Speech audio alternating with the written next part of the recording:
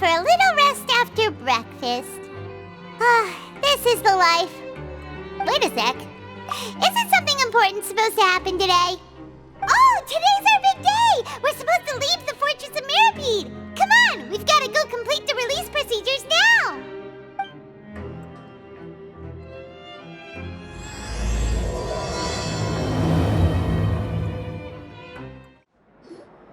Please, sign here. This document will be effective immediately upon signing, and you two may exit the Fortress of Mirapede via the regular channels. It's been so long since we've been to the surface. Let's hurry up and... Huh? What's happening? I'm fine, thanks. But I wonder what that tremor was just now. Let's go ask the Duke. Your Grace? Good to see you two. Is there something you wish to see me about? Yeah, what was with that earthquake just now? That. The tremor didn't originate from the seafloor. In fact, it seems it came from the surface. Over the years of serving as the warden here, I have developed a sense for distinguishing between what occurs on the surface and what occurs underwater. Besides, the seal that Monsieur Neuvillette set in place won't fail so easily. So the fortress is okay? If you recall our last incident, if there really were a problem, there would be crowds of inmates in a panic right now.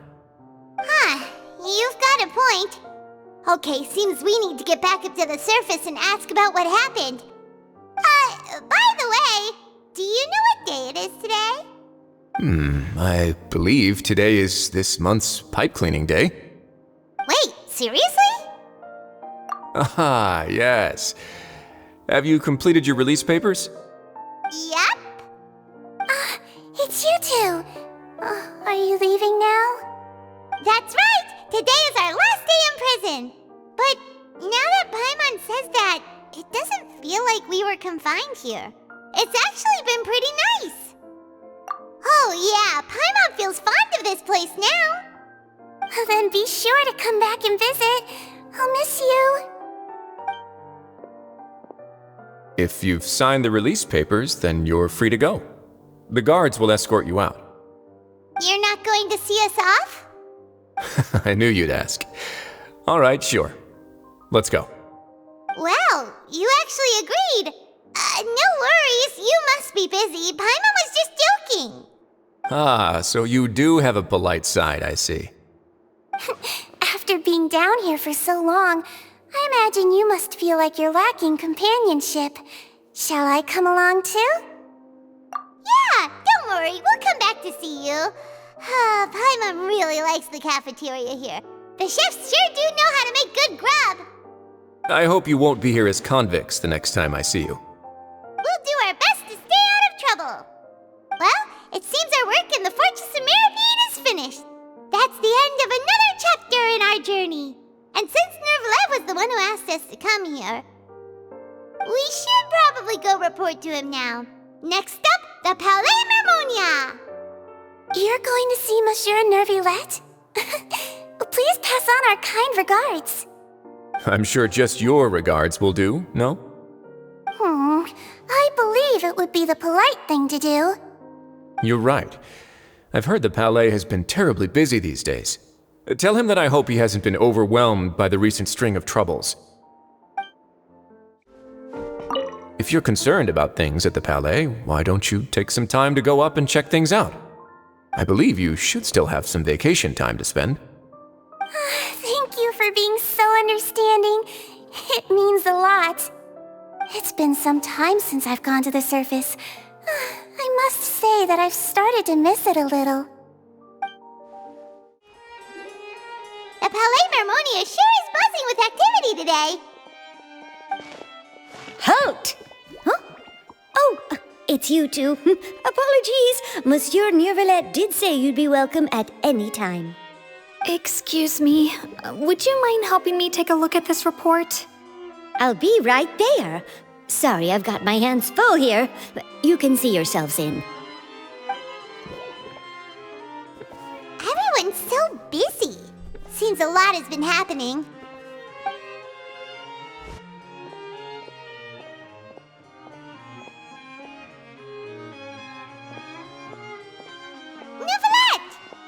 Hello. You've come at the right time, but you'll have to wait for just a moment, as there are some urgent matters I must tend to first. In the meantime, please, have a seat. If you'd like to have something to drink, let the Melusine outside know. That's all right. We just ate. Very well, then. Let's take a break over there while we wait for him to finish his work.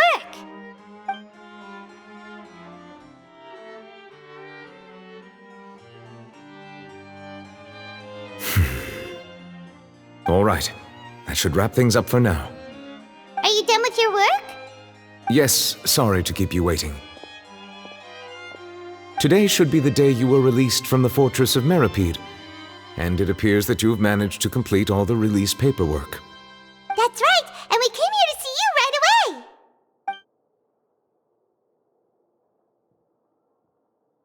away! A massive whale. Do you have any idea what that might be?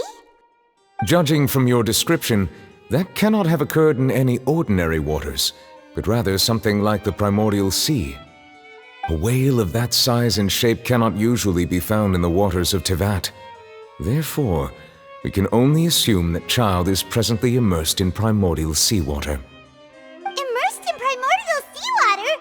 But how? And is he okay? Most people wouldn't be capable of entering in the first place. I'm not completely sure how he could have gotten there myself. Yes? What is it? Ah, right! Paimon felt it too! We asked the Duke and he said it wasn't from underwater, so we figured you might know something about it. It turns out that I have just received a report about this particular matter. In fact, that's exactly what I was busy with a moment ago. The source of the tremor was here on the surface near Poisson. After the shaking stopped, the water levels in the Poisson area rose at an alarming rate. The water levels rose? Oh no! What about all the people there? Fortunately, the water levels only rose for a short period of time and have already returned to normal now. However, I still have a bad feeling about the whole phenomenon. If the change in water levels is connected with the leaking primordial seawater, then the situation in Poisson may be much worse than it appears. Navia should be in Poisson, right? We need to go check on her! I would also like to go there as soon as possible, but I'm afraid I can't leave just yet. We must immediately formulate disaster prevention plans for the surrounding coastal areas to avoid potential catastrophes. I'll have to ask you two to go to Poisson first. I'll meet you there to check on the situation once I've finished things here. There's no time to lose! Let's get going! Please be careful.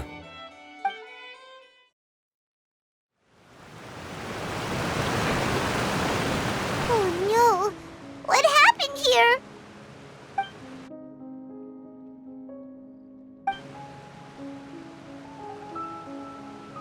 Navia should be around here, right? We need to make sure she's still... Paimon means we need to check on her. We haven't seen a single soul all the way here. Oh, this is getting scary. What will I ever do now? Look, there's someone on the roof over there. Just stay put! We're coming up! Watch your balance! All right, just hurry!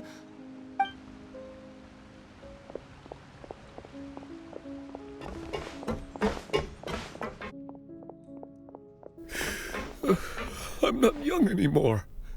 How will I survive on my own?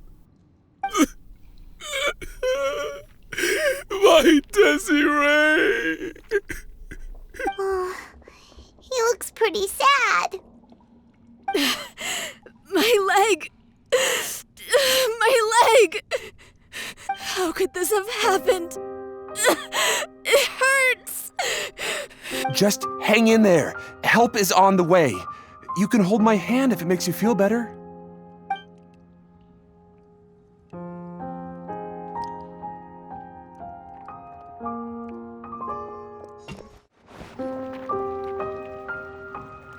Oh, it's Navia. She's over there.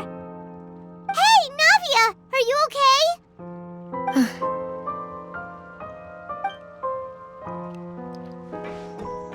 You're here. We heard heard there was a situation in Poisson, so we came as quickly as we could. Yes.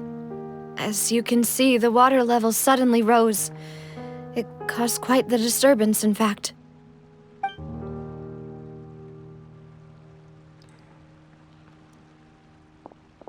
Demoiselle!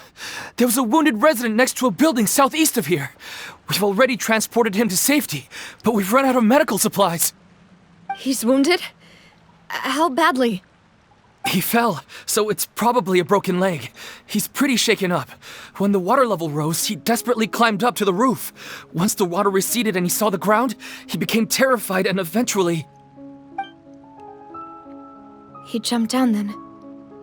Find the leader of Squad 1 and tell him to take the wounded resident to see a doctor. He should know where to go. Understood. I'll take over his search and rescue mission in the meantime. All right. You'll be in charge. I'm sorry. Where were we?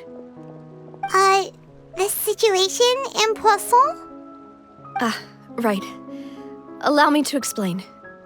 A little earlier, we suddenly heard a loud noise. At first, everyone thought that something might have exploded in the waterways. But before we knew it, water started pouring out from everywhere. The rushing water seemed a little odd, almost like the unique color of primordial seawater. Some people didn't realize the danger and thought it was just ordinary water, leaking from somewhere. Everyone on the street who happened to be close to the water didn't have a chance to escape. As the water levels rose, they suddenly disappeared. They were all dissolved. Those who realized what was happening started to flee in a panic, desperately trying to get to higher ground. Many were injured in the stampede, and some people fell from significant heights. The Spina di Rosula initiated rescue operations as quickly as possible, but there have been a lot of casualties. Fortunately, the water began to recede after some time, and the chaos came to an end. The water that flooded the area contained primordial seawater, so the lower levels of Poisson are still hazardous. To ensure everyone's safety, I've asked the people there to leave as soon as possible. No one knows if this could happen again. All we can do for now is try our best to help evacuate the residents. We still haven't completed the head count, but we'll have some numbers soon. How awful. And all of this just came out of nowhere. It was quite frightening indeed. I only wish that everything that just happened was a bad dream.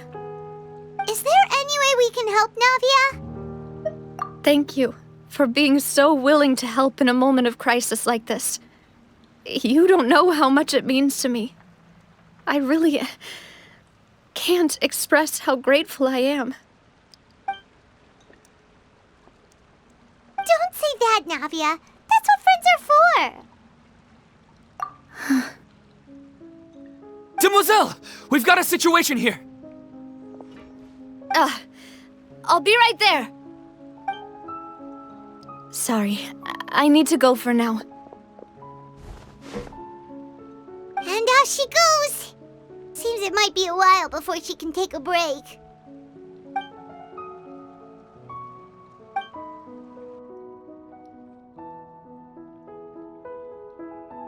Okay, the wounded are being tended to, and we finished a preliminary head count. More support has just arrived, so I suppose I finally have a moment to focus on my own matters. Of course, we should remain ready for anything, and continue doing our best to rescue others. I'll be sure to have everyone at the Spina di Rosula ready to render assistance. Traveler, Paimon, would you two accompany me to my father's grave for a moment? Huh? Right now? Thank you.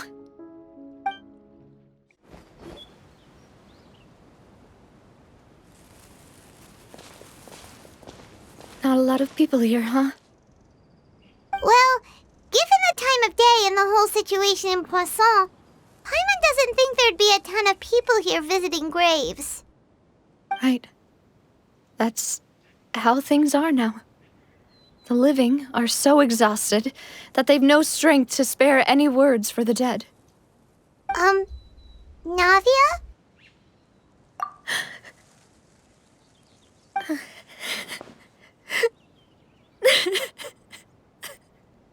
Navia, what's wrong? Sorry. I just... Malus and Silver. They won't ever come back here again. What should I do, Papa? Huh? What happened to them? Everyone agreed on the rescue plan, but still, I was the one who initiated it. They were helping evacuate the residents, but they couldn't leave in time. And they were caught in the seawater.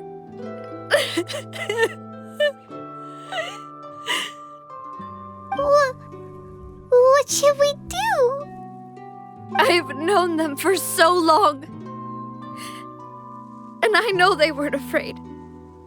But I could at least hold a funeral for my father. And I know where he rests. But as for Malus and Silver, they're just gone. I just can't.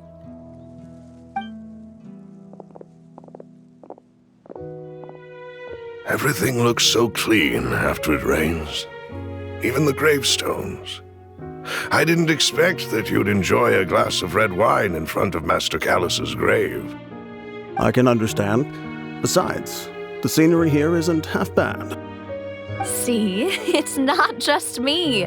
I always want to bring something when I visit Papa. Perhaps we might even have a picnic. He wouldn't be angry, would he? How could Master ever be upset with you, Demoiselle? Yet the cemetery is the home of those who have passed, is it not? Everyone ends up here sooner or later, no matter who you are. Buying yourself a plot in advance, are you? No need yet. But when I do, I hope you'll let me be buried beside Master Callus, Demoiselle. Hey, stop joking around. I'm quite serious. That way, it will save us both the trip to see each other whenever you visit your father's grave. That makes sense. In that case, could I be buried on his other side? After all, besides you, Demoiselle, the two of us could certainly be considered Master's closest companions, no? Personally, I believe we fill those shoes just fine. Why are you bringing this up all of a sudden? Seriously. All right. I'll remember your requests. But I'd really prefer not to talk about this stuff. And what do you mean by saving me a trip? I'd make the journey even if I had to visit you two somewhere else.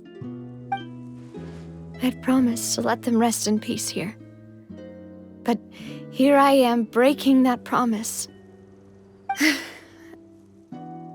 I'm sorry for letting you see me in a mess like this. I don't usually cry, really. Paimon doesn't know how to help you feel better. But, well, she understands how you feel. I had always thought I could make my wishes come true. But now that I think about it, that never solely relied on me. Many things can only be accomplished with someone else's help. Malus and Silver have helped me so much. But by contrast, I could do nothing for them. I'm so sorry. You can spend as much time as you need here, Navia. We'll stay with you. Thank you. Right now, you don't know how much that means. By the way, you can have a look at this. It's a list of victims from the incident that took place here. Obena, Khan, Burnett, Giverny, Francine, Karina, Daisy Ray, Joinville, Julianne, Son, as well as Malus and Silver. So, everyone else is safe. But still... It's okay. I know what you're thinking. And you're right. We lost Malus and Silver. But we were able to save more than we anticipated. The overall outcome indicates that the cost was worth it. Right! Don't think that way, Navia.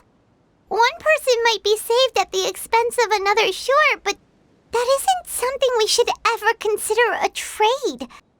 Malus and Silver were not the price for saving anyone. They're heroes. You're right. Thank you, Paimon.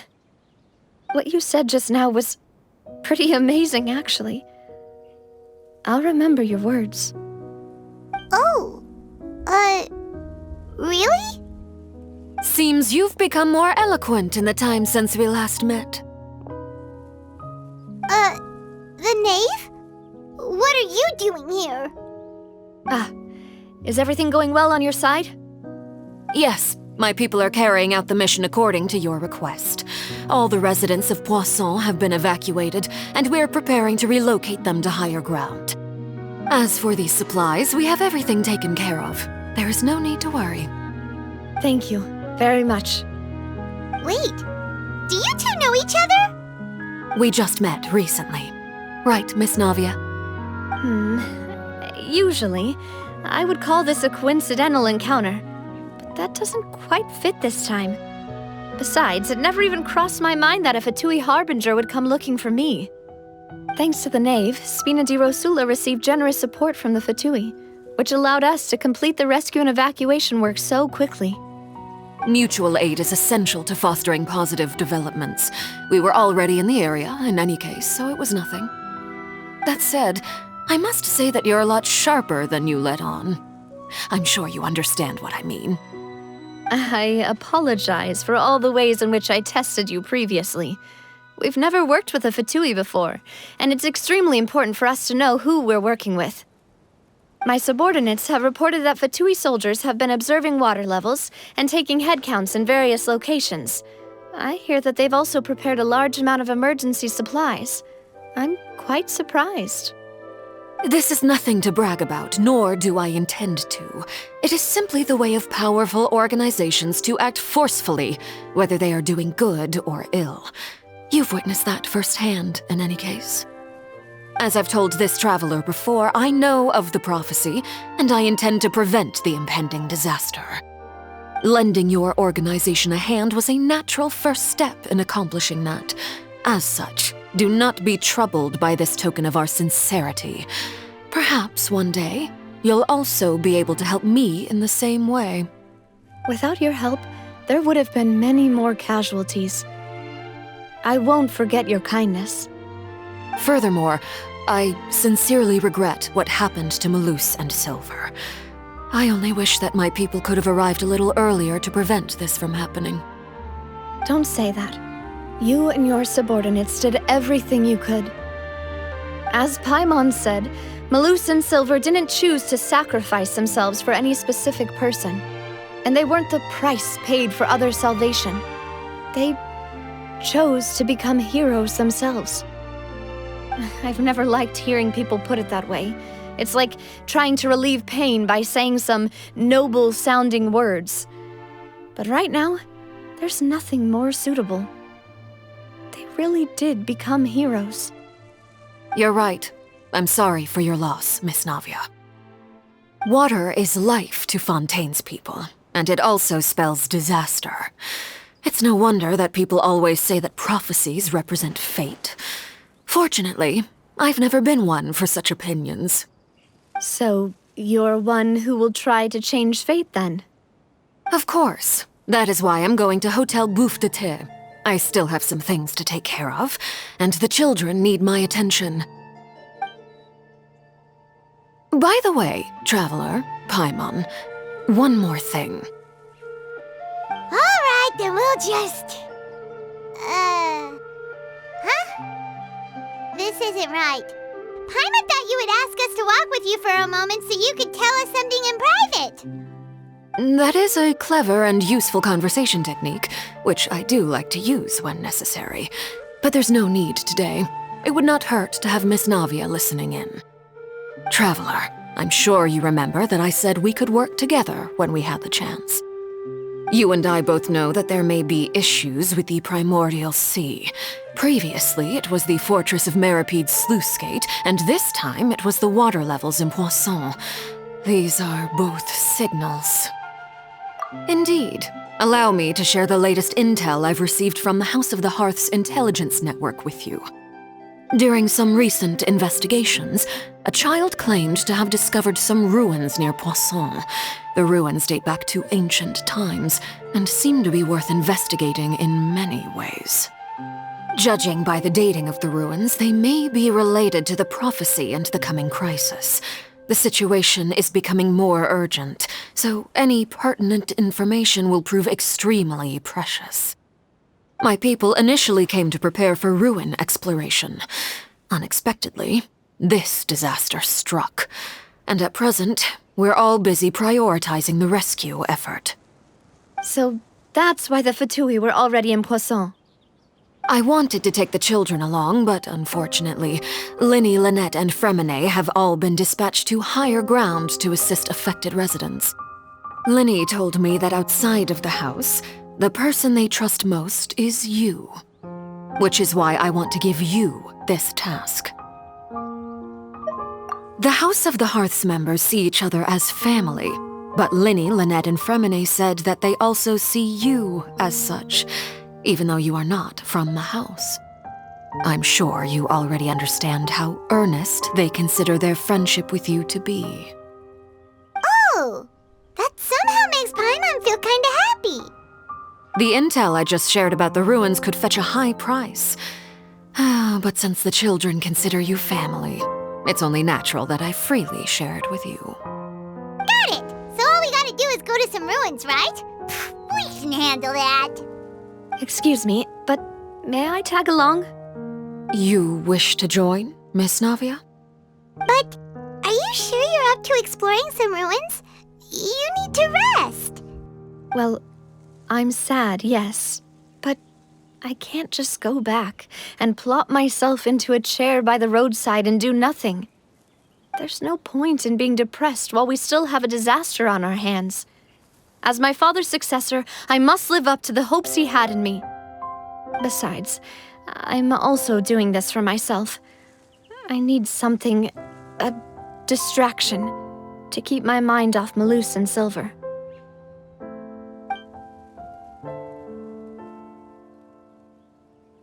Since you put it that way, I have no objections. What do you say, traveler? All right. The ruins are to the south of Poisson. Here's the map. Okay, the three of us will handle it. Come on, let's pack up and get going. So, are these the ruins the knave was talking about? Whoa, talk about old. They seem to be pretty ancient, all right. Let's go in and have a look. Just be careful.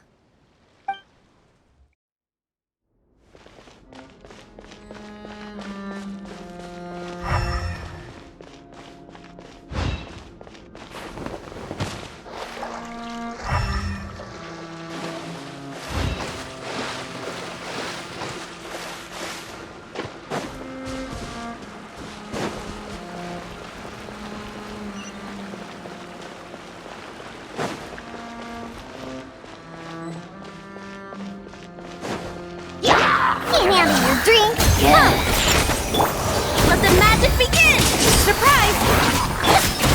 Wipe out.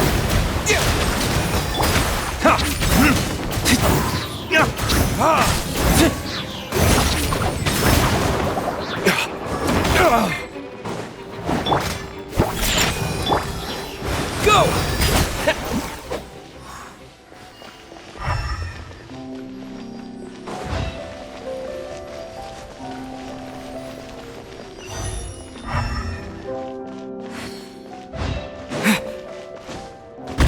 The floor here isn't safe.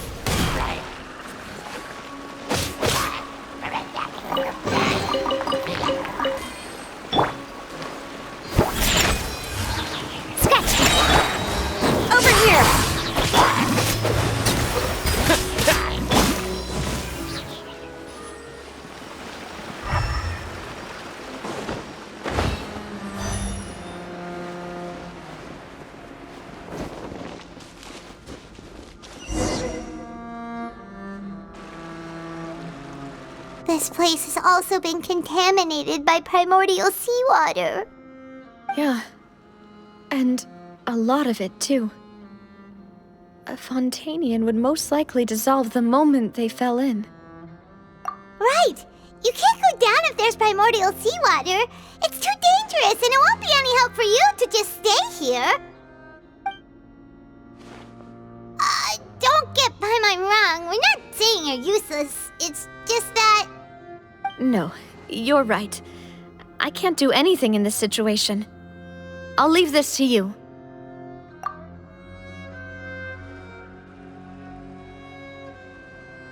That complicates things.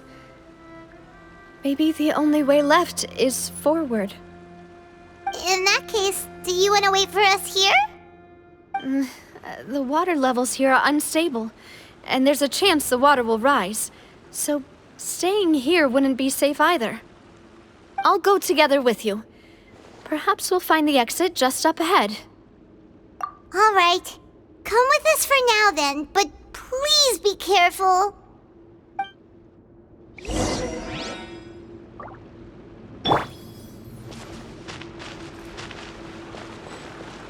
Oh no, it's a dead end!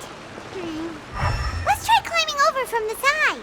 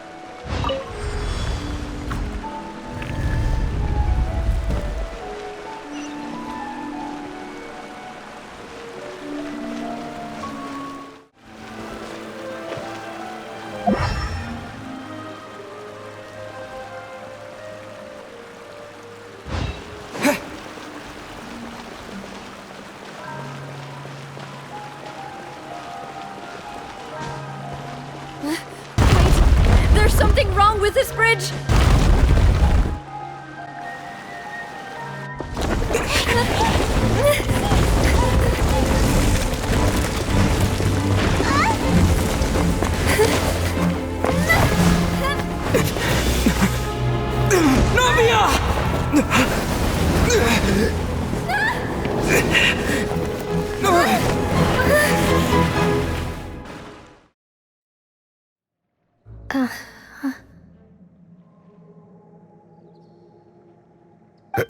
Demoiselle? Huh? Demoiselle, what are you doing here by yourself? Would you be standing here till dark if I hadn't come to get you? Maybe she just wants some time to herself, Malus.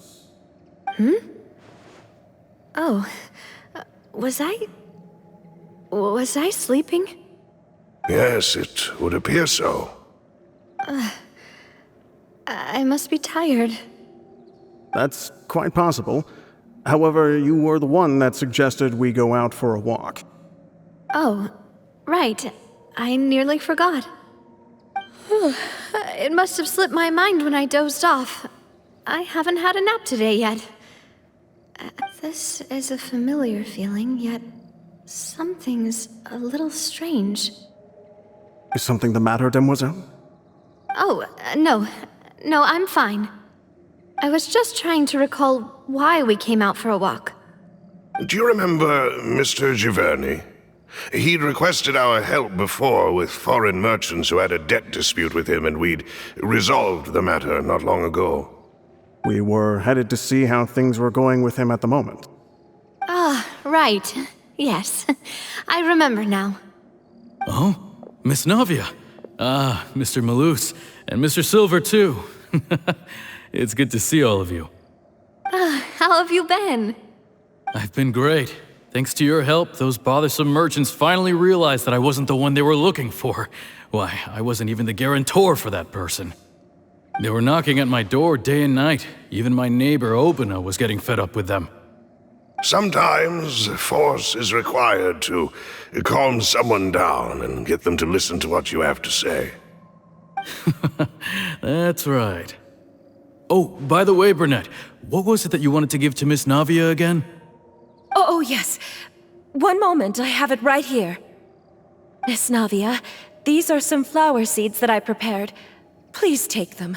They're a very good variety, and they'll become very big and beautiful once they bloom. I don't know what we would have done without your help, so this is a little token of our appreciation. I hope you won't refuse. Ah, did you cultivate them yourself? Thank you so much. I'll certainly take them. Maloose, we do still have some empty flower pots at home, right? Why, we can have as many pots as you'd like, demoiselle. Perfect. In that case, we'll swap out some of the decorative plants for some of Mrs. Burnett's flowers. Very well. Wait. Something seems to be off here. Excuse me, madam. If I'm not mistaken, your name is Burnett, correct? That's right. Is something wrong? No, it's nothing. This is the first time we've ever met, but your name seemed familiar to me. I must have heard it when I was discussing things with your husband previously. I've heard this name before. Sometime recently, I'm sure of it. And why are there so few people around here? Where did everyone go? We must mind the time, demoiselle. We still have important things to attend to today. Huh? We do? Like what? Well, now, did you forget? Miss Navia, here you are. I've been looking for you. Please, come to the Opera House. Your trial is about to begin. My trial? Wait, why would I need to go to the Opera House? Yes, she's right, demoiselle. It's just about time now, so we should get going. Oh? All right then.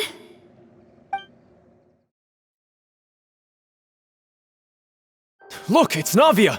She's here! And her two attendants are with her! Goodness, everyone's finally here. There sure are a lot of people here to see the trial. And they all seem to be oddly excited about something. I even know some of these people. Karina, Desiree, Joyville, Jolien, Essen. Why are so many people here? And why do I have no recollection of this case? And as for the judge... huh? Where's Monsieur Neuvillette? Please sit in the defendant's seat. Don't worry, Silver and I shall accompany you. All right. But are you sure you can stand behind me? Typically, it wouldn't be allowed, but today is an exception. Hey, what kind of place do they think this is? Come on, do they have any idea what they're doing? Seriously. Enough with the whispering! Could someone please tell me where Monsieur Neuvillette is? And why I'm standing trial? My dear Miss Navia, have you not yet realized what you've done? In that case, allow me to explain. As all here know, you are Master Callus's successor, the head of the Spina di Rosula, someone held in high regard by every soul in Poisson. After you took over the Spina, you treated all of us just like the late Master Callus had. If anyone in need reached out to you for help, you responded. Not only you, but your butler, your subordinates, nearly everyone in the Spina di Rosula fought for the well-being of those in Poisson. Wait a moment. Aren't you just proving that I'm a good person? Yes, correct. Absolutely right. And that is why you stand accused.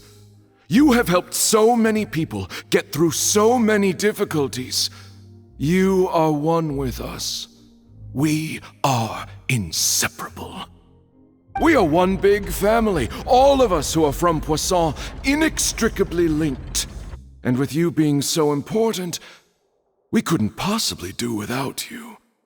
Therefore, this fair and honorable court shall declare you guilty, and you shall stay here. You will be together with us forever. Huh? What are you saying?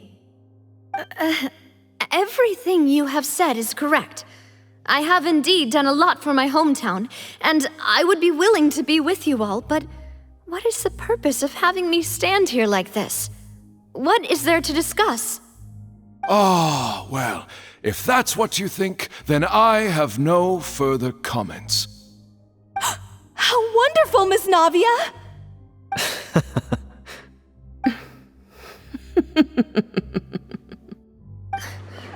I know all these people. Why are they laughing? I seem to remember now. Yes, I get it. This trial is... Wait just a moment. This isn't right! Malus? What was that, Mr. Malus? Our conclusion is very clear and unanimous. Let the court judge her now. She's guilty! Stay here, Navia! You're one of us! Demoiselle, don't admit guilt. This trial means to keep you here forever. I wish to exercise my right to defend Our Lady. Mr. Joinville, you only know of Navia's goodness, but nothing of her utterly independent mind. She was born a free and independent spirit. She has never been tied down by anything. Indeed, even the death of Master Callus couldn't stop her. Her actions cannot serve as proof that she identifies herself as part of any group. She merely acted as an individual, extending her hand to help others. Please do not mistake her actions as being otherwise. Really? As an individual, you say? Don't forget, we are all Fontainians here. This is the nation of justice, the nation of Hydro. Even if Miss Navia only voluntarily rendered her assistance, that doesn't change the fact that her beautiful soul must return to everyone. Water accepts all, blends with all. It will surely accept her kindness. Everything is measured here in the nation of Hydro, and in the end, everyone shall meld together. Thus, when a unanimous opinion emerges, that opinion represents justice. Now I speak for everyone. Our opinion is consistent. Navia should stay. We and Navia are one. And you would call this justice? Preposterous. You are merely jealous that Demoiselle still has a chance to exist as an individual. Have you forgotten how much you all once longed to become individuals, to become independent? Do you mean to defy our justice? If your justice is flawed, then why should we acknowledge it? As you said, we can also have our own justice. Silver and I shall defend Demoiselle. And that is how we will enforce justice. Ugh, my head... it hurts. Demoiselle! Silver, it hurts. My head is spinning. All I can see is stars swirling in front of me. I remember now. Everything that seemed odd from the very beginning. Karina, Desiree, Joyville, Jolien, Essen, and Mr. Giverny and Mrs. Burnett, who we met earlier. Even Malus and Silver.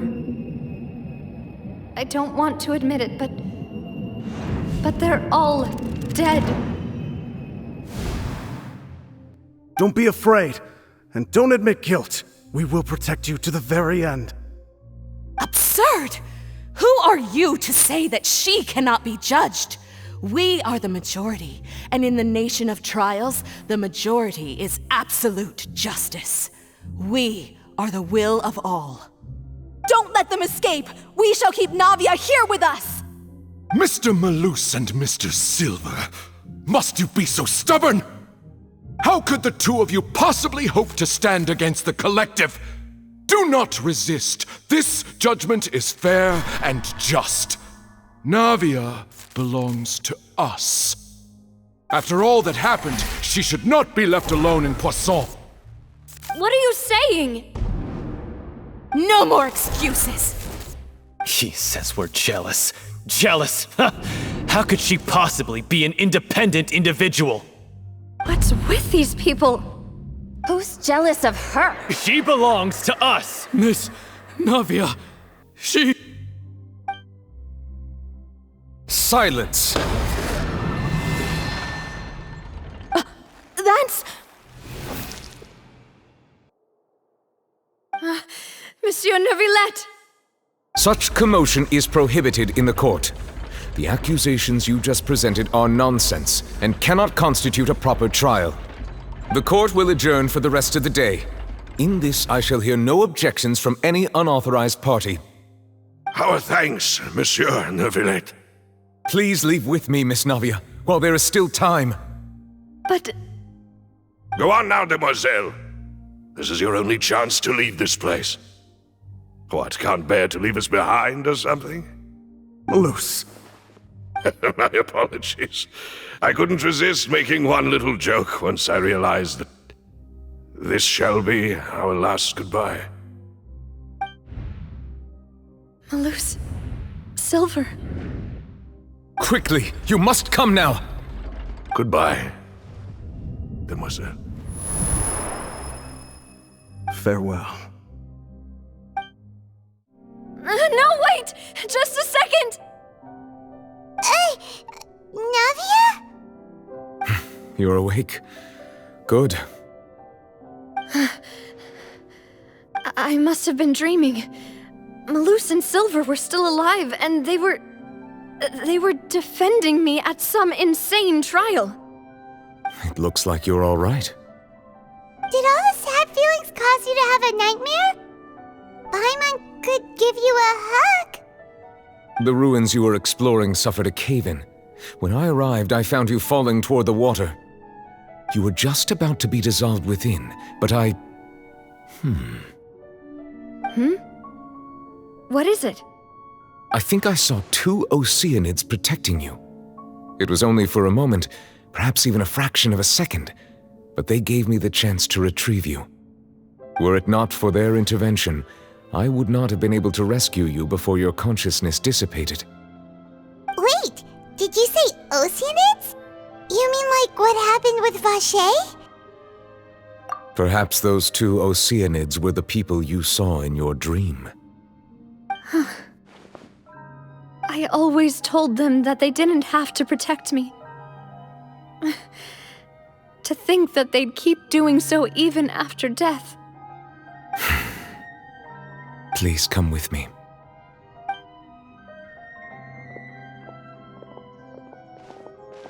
Neuvillette, are you okay? Oh, I am quite all right. Perhaps there's something we could chat about? Why do you look so stiff all of a sudden? Oh, Paimon knows. You're the type who feels awkward when there's nothing to talk about, right? I merely thought that we should give Navia some time to herself. Huh? Why didn't you just say so then? Don't you think it's even more awkward to call us over like this and then have nothing to talk about? I suppose so. Ah, Sigewinne. I hope all is well with her these days. Her work in the Fortress of Meropide has not been too much for her, has it?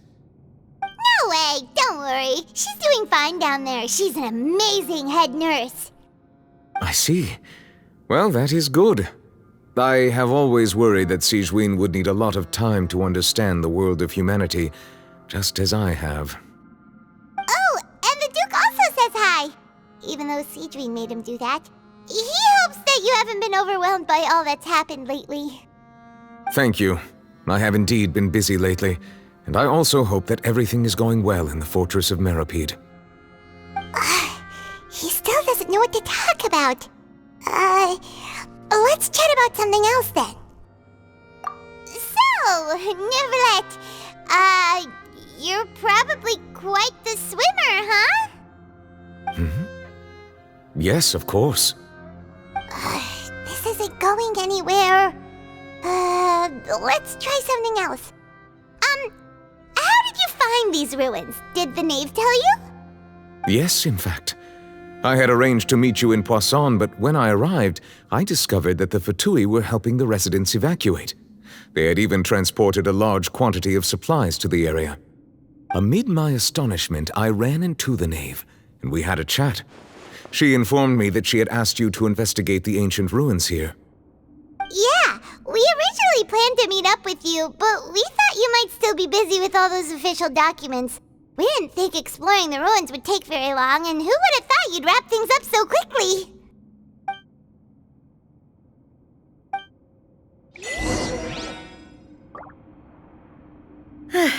I'm sorry to have kept you all waiting like that. I'm feeling much better now. I guess we should get going again. Will you come with us, Monsieur Neuvillette? Yes, if you wouldn't mind my company. All right! Another one joins the party! Let's get going then!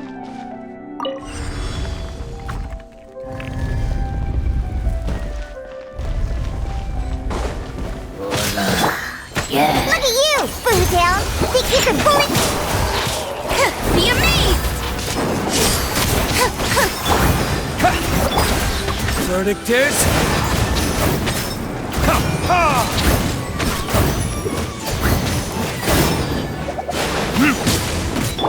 Bombs away! Water jet! Nada Cardinale.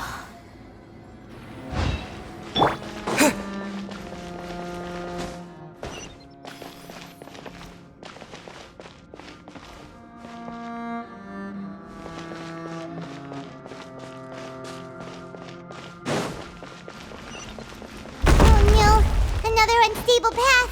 Watch your step.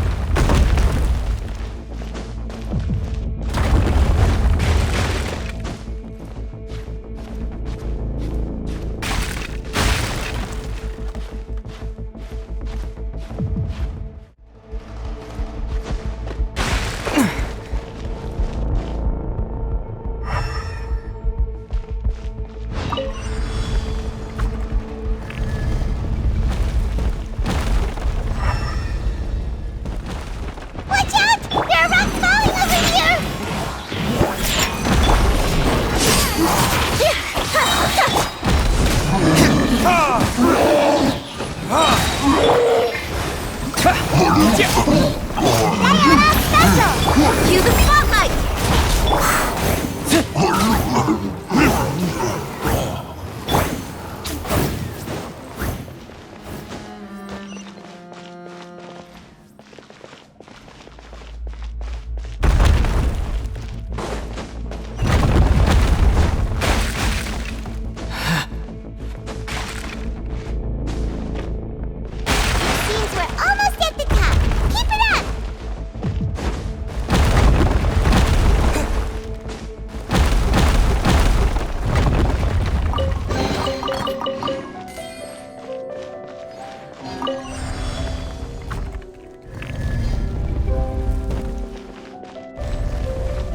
Yeah.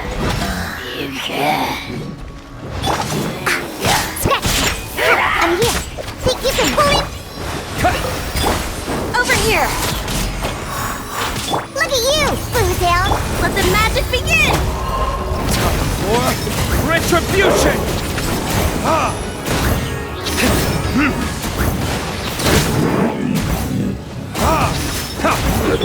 Wipe out! Scratch! Surprise!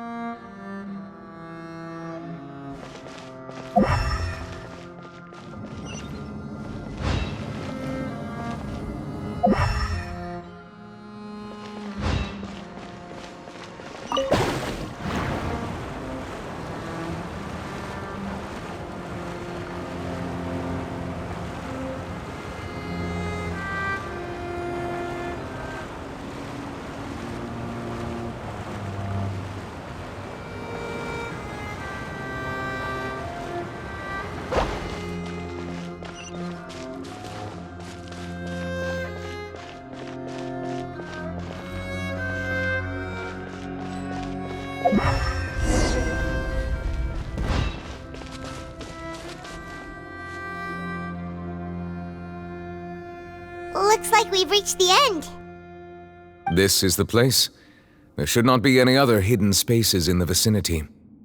The path sure had some twists and turns, but it turns out that this place isn't actually that big.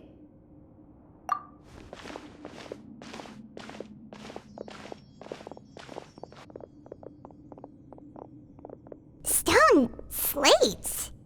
It seems like they were put here as an offering. Could we take them down and have a look? Perhaps we should just leave them be for now. There are 4 locations in total, but only 3 stone slates. The slate that should be in the first empty spot is missing. The surrounding walls also show signs of damage. There's something written below. Let Paimon see. Reason dictates that this nation be destroyed. I shall record the history of its future here in its past. Say what? It feels like someone left these slates and these words here for a purpose. But does he mean that Fontaine should be destroyed? That would fit the circumstances dictated by the prophecy, yes. Indeed, the slate's contents correspond to it. Take the second slate, for example. There's a person kneeling here. She seems so dedicated. And there's a whole bunch of other people behind her doing the same. She's facing this... what is this? Some kind of island in the sky? And is that Lady Furina in the third image? Did the Hydro Archon fall into the water? And is that a ring of people around her? Paimon doesn't quite get it. Are they all in the water? The fourth image. I know this one. This exactly matches the content of the prophecy. The people will all be dissolved into the waters, and only the Hydro Archon will remain, weeping on her throne.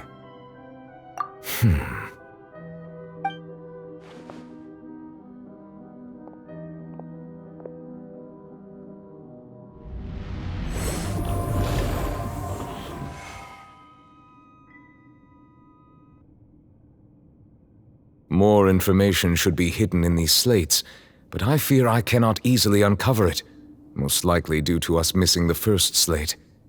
I am very sorry. Don't blame yourself, Monsieur Neuvillette. Deciphering ancient stone slates isn't one of your duties. Ooh, Paimon's getting the chills just looking at these slates. This says that it's the history of the future, right? That means the prophecy's sure to come true. I really hope it doesn't mean that. Still, Paimon feels like these images are kind of weird when you look at them together.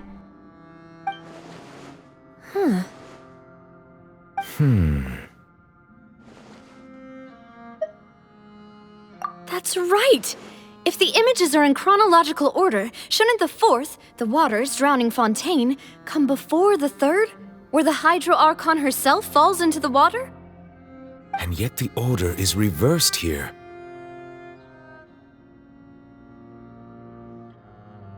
If we go by timing, Lady Furina only emerges in the third image. That means that the person in the second image might be the previous Hydro Archon. Jurieu, then. I had never met her, but her appearance here does match the records. The previous Archon kneeling before the floating island in the skies, as if confessing a sin. Did she herself commit that sin? And if not, why would she be in such a posture? Also, I'm still wondering why these ancient stone slates are here at all. Judging from their contents, could this place be the origin of the prophecy? Does that mean that someone, or some people, once saw these slates? But who would have created these slates and left these words here? It seems that any further clues will have to come from Furina. In that case, there's no time to lose. There's nothing else to be gained here, so let's head back first. Yeah, we better get somewhere safe for now.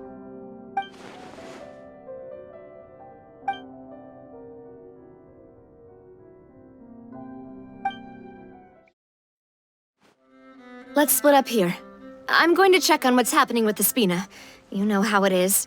There's some things you just need to be there for yourself. You still have energy for that, Navia? Paimon's already beat. Just head back to the Fleuve-Cendre and have a rest then. Thanks for keeping me company all this time. I'll depart as well. Thanks for your hard work today. Rest well, everyone. Traveler, I will go talk to Furina tomorrow morning to ask about the stone slates.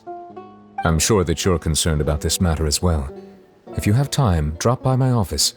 I will share the results of our discussion with you. Are you really gonna talk to her about this directly? Will that be a problem? Paimon's getting a little scared now that it's come to this. She has long been harboring secrets and will not give them up easily, which makes it all the more my duty to ensure that she understands the present situation. Alright, we'll leave it in your hands then. You're probably the best person to talk to her anyway. I will be carefully considering my words tonight.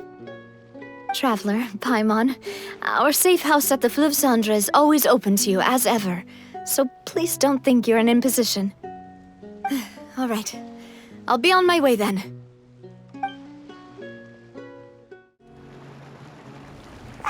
We're finally back! Welcome back. We've got a special menu prepared for you two tonight. Yay! And there's good food too! Navia, no, the boss is the best. Ooh, desserts! Nice, these are all Paimon's! Paimon's already starting to forget what happened today. Oh, that voice. Is that who I think it is? Huh? It's you two. What are you doing in Fontaine?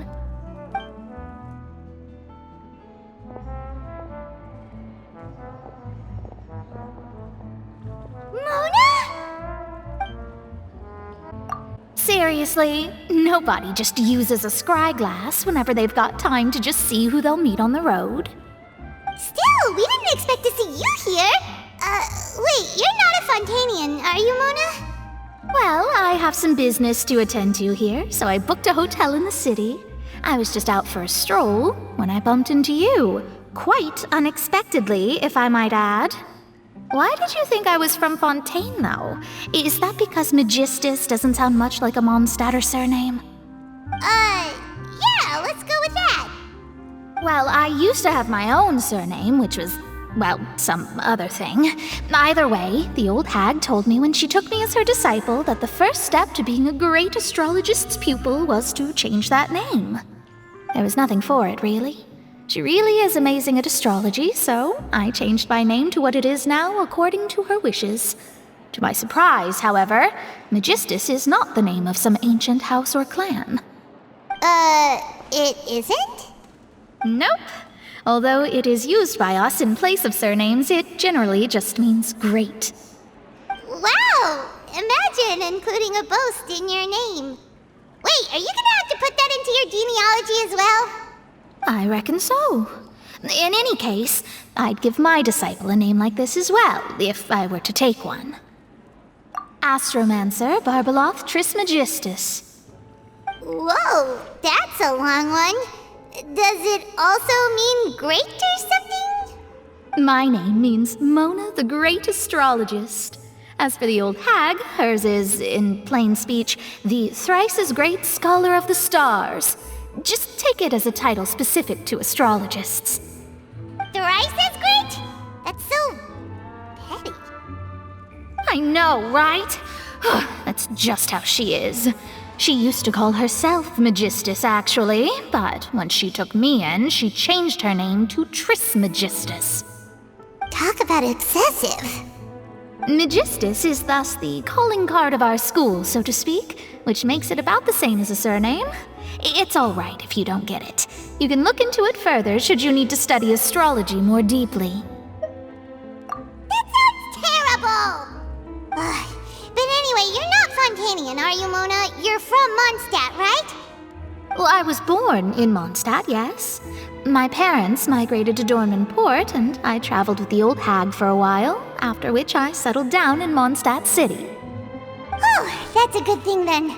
At least we know you won't be dissolved by Fontaine's waters. Speaking of that, I'm sure you're aware that a bunch of things have happened here in Fontaine, right? I know you're not a local, but I'd avoid getting too close to any water that looks strange all the same. There's something ominous about it. Well, the water, I mean. That was the main reason, yes. Just a while back, the Steambird invited me to take part in a panel and speak about the circulation of the prophecy as an astrologist. The invitation was sent quite early on. I don't think anyone expected Fontaine to be in this much trouble. What do you make of that prophecy, Mona? Just tell us what you think as an astrologist.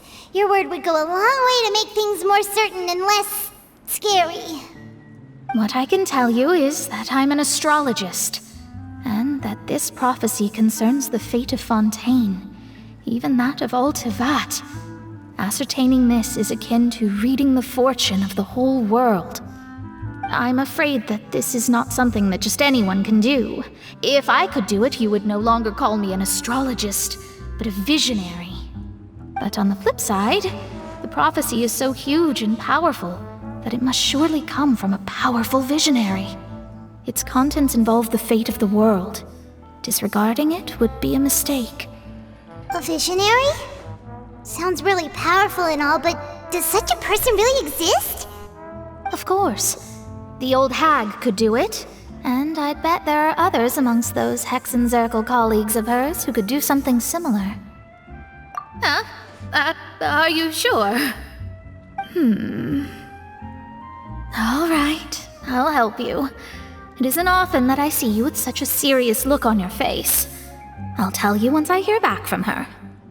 Thanks, Mona! You're amazing as always! Oh, well, this is something only I can do after all. So yes, your praises are quite welcome. That's the greatest of astrologists for you! Of all the people we know, you know the star's the best! Indeed, indeed. That's the spirit. Oh, sorry. I came to see what all the commotion was about. If there's anything you need, do not hesitate to inform the Spina di Rosula. Oh, whoops. Guess we were getting a little too carried away there. Well, I'll go tend to my own business now. If I receive any news, I'll be sure to come find you two again. And there she goes, quick as rushing water. And here we are with the Spina guy giving us suspicious looks. If Paimon hadn't spoken for you, it'd be you getting all the weird looks. The things Paimon does for you. That's more like it.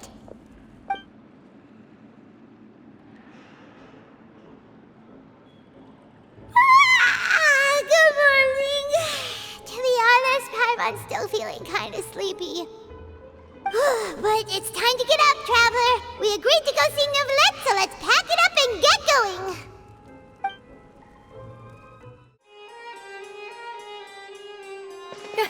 You're here! Finally! Is something wrong? Monsieur Neuvillette and Lady Furina, they seem to have gotten into a dispute. Please go see for yourself.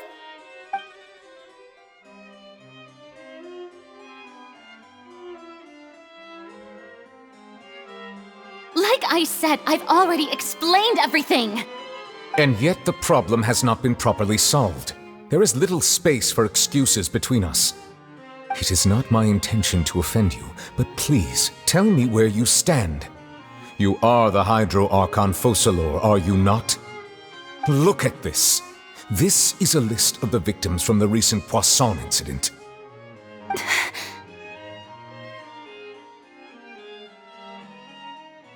You mean... they're all... We did not arrive in time to avert this disaster, and I will not have it happen again. I will say this once more. You must tell me everything you know. Yesterday, I found 3 stone slates in some ancient ruins near Poisson. Do you know anything about those? Seriously? You're questioning me like this is a court case now. I don't know anything about that.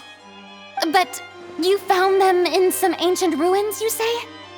That's correct, which is why I came to ask you some questions. There should have been 4 slates, but one of them was missing. The other 3 feature different images that seem to correlate to the prophecy. The prophecy? The second of these slates depicts the previous Hydro Archon Egeria kneeling before a floating island in the sky, as if confessing something. Do you know nothing of this either? I don't. I've never seen such slates. I'll ask you again. Do you really have no information regarding the previous Archon? My deciphering of the slates indicates that the Hydro Archon Egeria once had to confess to, or apologize for, a certain sin. If anyone would know about it, it should be you. All gods don't have the same secrets, you know. She was herself and I'm me. Is it really so strange that I know nothing? I understand your concerns, but I'm sorry. I just don't have anything to tell you. Forgive me for saying this now, Lady Furina, but I have long known of your various secret investigations into certain matters. There are several indications that you have been investigating the prophecy on the sly. This is not strange in itself, considering that you are the Hydro Archon. But it is strange that you should also claim to not know any of Egeria's secrets, as well as do nothing following your inquiries. You have never been as superficial as you have presented yourself to be, nor are you a fool. And yet, your behavior is very inconsistent.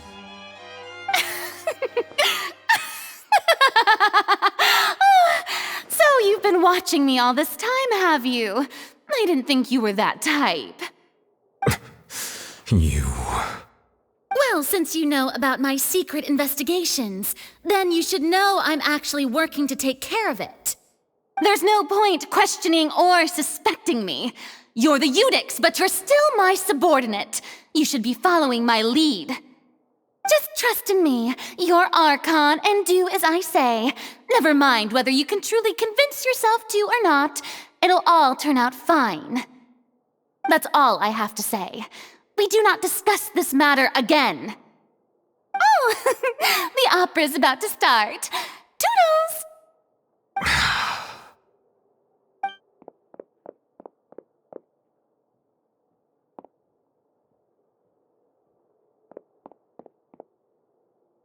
Did Furina not notice us standing by the door? Wonder what's up with her. She was smiling. Huh. She didn't seem in the mood to care if we were listening in or not. I assume you've been outside for a while now? Oh! You noticed! Seems Furina didn't even realize we were here. She was in a great panic, though I cannot discern the reason. Our discussion reached impasses time and again, a state of affairs that we cannot allow to continue. Still, I do not understand.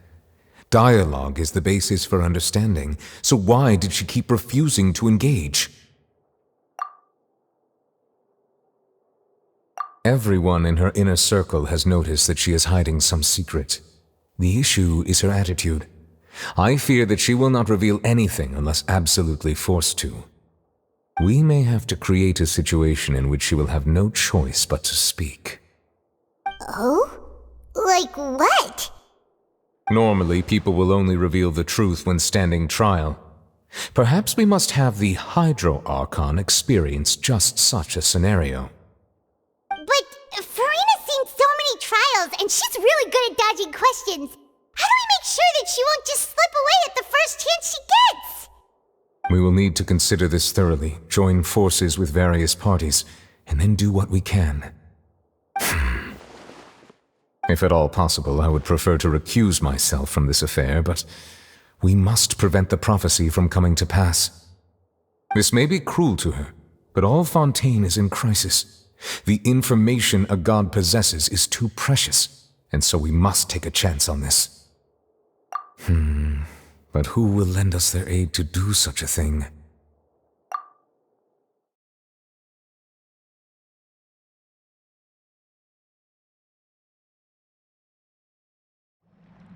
Well, that's everyone, huh? Speaking of which, it was pretty smart of you to think of hiding here. Poisson was just involved in a disaster, so it's presently devoid of people. That naturally makes it the best choice. And here you are drinking tea like it's the most natural thing in the world, huh? That's what families should do. Sit and enjoy a leisurely time together. It's nice to enjoy tea here, you know? Care for a cup? Lend me your ears, everyone. Or perhaps one of you might like to start us off. How about you, friend? Me? No, I don't think I can. Then, how about you, good sir? I fear that I will cause the mood on this boat to become as somber as it is in court. Well then, I guess we're lucky we've got a local like me to organize things. Wonderful, the spotlight at last. I guess I'll be facilitating things from here. That was a little long-winded, don't you think? Oh, you might be right. Anyway, to cut to the chase, our friend here, the Traveler, has brought us together to discuss something. As for what that is, well, let's start by saying that we'll be pooling our efforts together to create a series of traps. Oh, how intriguing. Well, it's just an expression, really. One that I just learned from Clorinde, and used on the spot. So, let's invite her to explain in detail. A round of applause, please. Huh? Didn't you say that you would be facilitating this? Oh, come now. Your work doesn't involve much public speaking, right? This is a good chance to practice. You might even pick up some fancy oratory tricks to impress your boss with in the future. I see. And what does my boss say? He is glad that you consider him your boss. Do go on.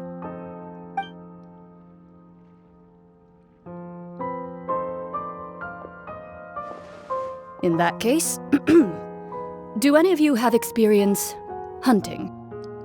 Not that I recall. Fremine and I once used a wooden stick in a basket to catch wild rabbits when we were younger. As for Lynette, oh, right. You were sick that day, weren't you? I've also gone diving to catch some fish before. Does that count? I'm afraid not. You may or may not have heard, but Fontaine once played host to a group known as the Marechaussee Hunters. Though that was their name, they did not hunt animals, but rather various monsters left behind by the ancient dynasty of King Remus. Today, Fontaine's monster population has already thinned greatly, so the hunters have blended back into society, taking up arms in other lines of work. They even left a unique methodology of hunting in their wake. A trap comprises of the following components: bait, a trigger, and a containment device. Sometimes a lethal implement will also be necessary to deal with the prey. So, if we were to build a trap together, right now, what would you choose to build it with? For me, I would prefer something basket-shaped. Pigeons and rabbits will see the bait and naturally enter the snare. Our line of work requires a deft hand, and we're some of the best in the industry, so you can count on our techniques. You used some of those techniques while moving the people of Poisson, didn't you? My subordinates mentioned that you even performed some magic for the bawling children. Yes, and I even managed to gather some intelligence in the meantime. I'm quite the multitasker if I do say so myself. I'm afraid I can't claim that as my strong suit. I prefer more stable methods, like placing bait in the water and waiting for the fish to come within reach. That's the kind of method I would count on. Calm and steady. Exactly the kind of person who would catch loads of fish. And I can be their assistant. With discretion, I'm sure. I'd probably use some sort of mechanical animal. Papa once bought me some small clockwork squirrels, mice, and such. When placed in the forest, they can attract others of their kind. I remember that you liked those too, didn't you? I did. And that would be a good way to go about it. If they're realistic enough, animals of the same kind will follow them all the way to the trap. What about you, Monsieur Neuvillette? I fear I do not have any related experience. That makes sense. You usually solve problems directly, without the use of any such tricks. But I do have one more question for you, Monsieur. If we were to create a trap now, how would you design it? I would like for it to be effective, but bring no harm to the prey. A more gentle trap would be ideal. Kind, as always. However, our intention doesn't necessarily change the containment device and the type of implement we need. If we wanted to kill the prey in one strike, we would need a powerful implement. However, that also goes for prey that must be captured and safely contained. Wait, why's that? Only a hunter who's a true expert at subduing their prey can snare it without harming it. The line that divides life and death is often exceedingly thin. So are we going hunting together? Huh. We hadn't thought of seeing ourselves as hunters. It kinda works, but maybe it's still not the best metaphor. If our means of capturing and dealing with our prey is to put them on trial, then the hunting metaphor is actually quite accurate. But we shall require much more courage than any hunter to judge a god, a being whose seat is an exalted throne. Oh, so that's what's going on. Sounds very interesting.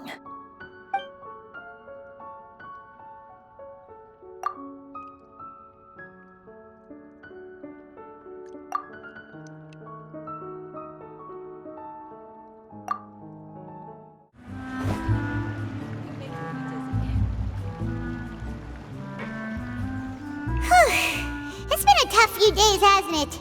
So much has been happening.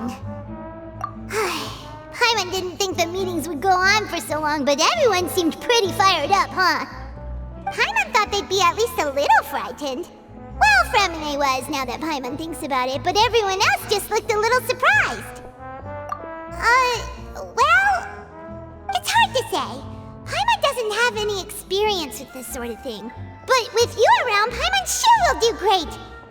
After all, you're the most reliable person in the world, aren't you? Did you just pour some tea? Paimon didn't notice you doing that at all. Then what's that? Paimon's never seen that cup before. Don't be frightened. I'm just joining you two for tea. I merely refrained from saying anything till now. Who's that voice? But there's no one here. Aw, have you forgotten me already? Wait, you are familiar. You're the voice we heard from the sky in Sumeru. The voice from the sky, I fear that description is wrong. Though, not completely wrong. You're feeling lost now, just as you were feeling previously.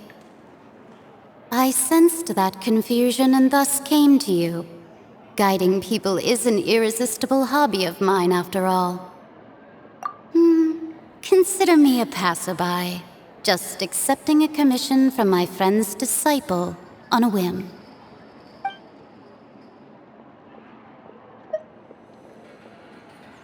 The prophecy. Yes, what has been prophesied will be fulfilled. You may view such things as the history of the future. What? Then is there any way we can stop it? I believe you have witnessed a failed attempt with your own eyes. Can everything in Tevat so easily be changed? So you've caught on. Just as prophecies are usually only the future as seen from the perspectives of the gods, could things be happening in hidden corners where the gods' gaze does not fall? Are the things that you shall see different from the fate that the gods perceive? What is she talking about? It all sounds really impressive and important and stuff, but it also sounds kinda scary. I believe that you understand, right? Some things are insignificant, but others you must reach out to change. Ultimately, fate shall serve as your only guide, no matter what will happen in Tevat's future.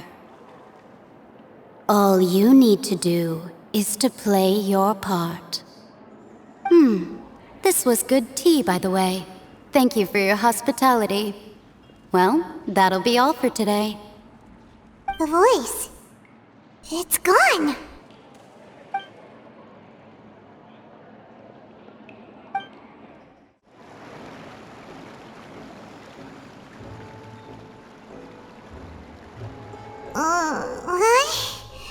I want to hear someone talking.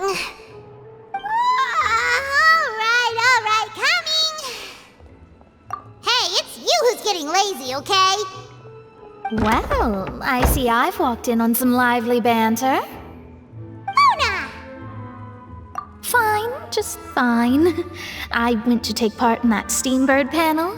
It turned out to be more interesting than I expected. Not all Fontainians are pessimistic about this. One journalist mentioned that sitting around and waiting for the end to come would be wrong, and that they should make their own rescue preparations. I agreed, so we had a brief chat with her. Did she have pink hair by any chance? Why, yes! It was Charlotte. You remember her, right? That daredevil journalist? I'm in full support of her view. Prophecies are very important, but how can people allow their lives to be commandeered by just a few words? That's right! Paimon's glad to hear something sensible for once. Ah, yes. About what we had discussed before. I did try, but I'm afraid I couldn't reach the old hag. I'll try again tonight, but I wouldn't get your hopes up. Huh?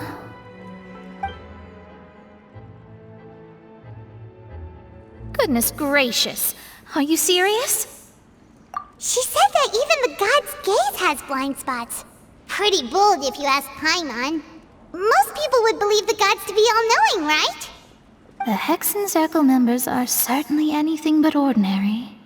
As for the mage named N, the old hag has mentioned her a few times. She said that N's sense of direction is incredible, and that she loves guiding those who are lost.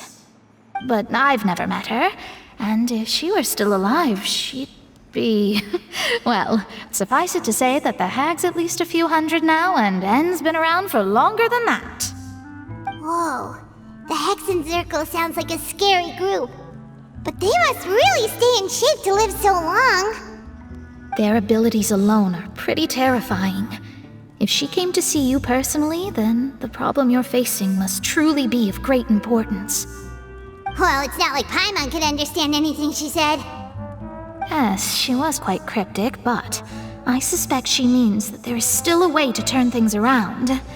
She didn't say when or what that would be, though, so... Perhaps it is something that you cannot know right now.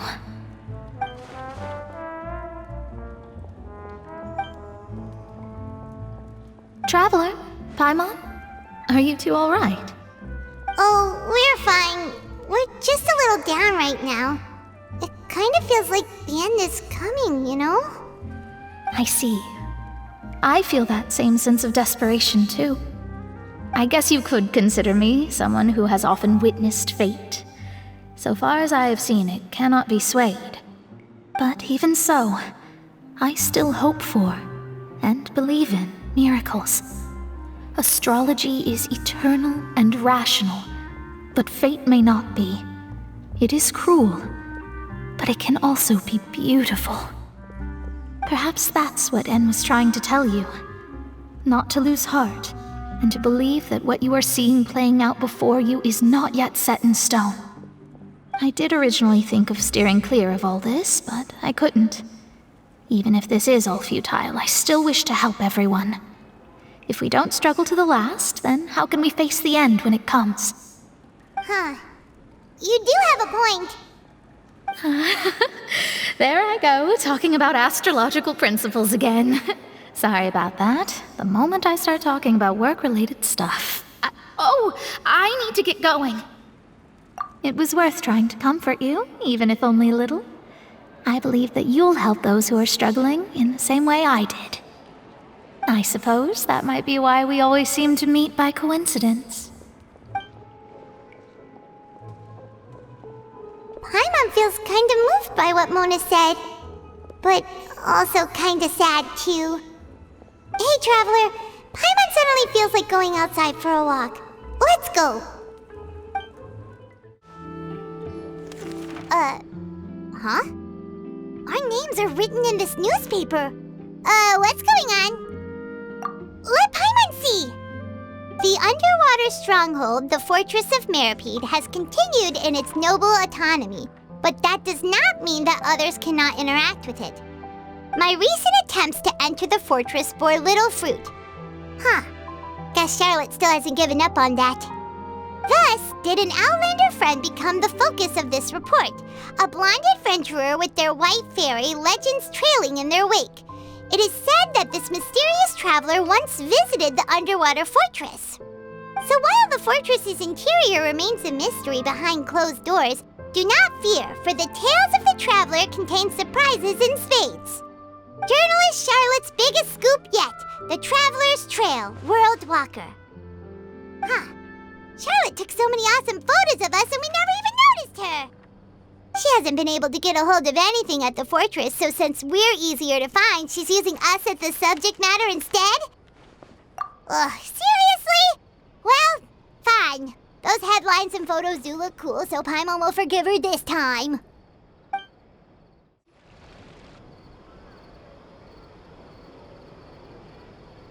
We're here! Paimon's hungry.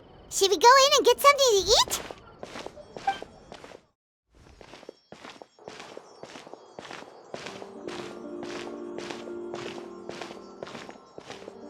Hey, quick! Look! That's the limited edition, only 16 slices a day cake! It was so delicious the last time we tried it! Despite the tense situation we were in, let's give it another go! Paimon's sure it'll be great! 1 slice of cake, please. Someone showed up after all! Oh, wait, you're the one from the Palais Mermonia. Oh, are you here to buy cake too? It seems Monsieur Nervalet was right. You really can eat. Wait, did he really say something like that? That's right. Even he has his own preferences when it comes to food. As for me, I love the cake and coffee here. Do you come here often? Usually every day. Every day? It's part of my daily schedule, apart from work. I shall have my cake and coffee. Then what if someone told you one day that this place would be closing soon, and you wouldn't get to eat cake here anymore? What would you think? But why would it close? Well, Paimon doesn't know either, but maybe the waters will rise tomorrow. You know, like in the prophecy. Oh, the prophecy. To be honest, I haven't paid much attention to that. No, still, even if there'd be no more cake tomorrow, that wouldn't keep me from having some today. No, it's the same for eating in general. You might not be able to eat tomorrow, but if you can do so today, then you should carry on. That's what people call living, you know. Don't be sad. Excuse me, could I have 2 more slices of cake to go? These 2 slices are for you. Sigewinne said that this kind of expression you're making is what humans call being sad. Oh, you know Sigewinne? I sure do.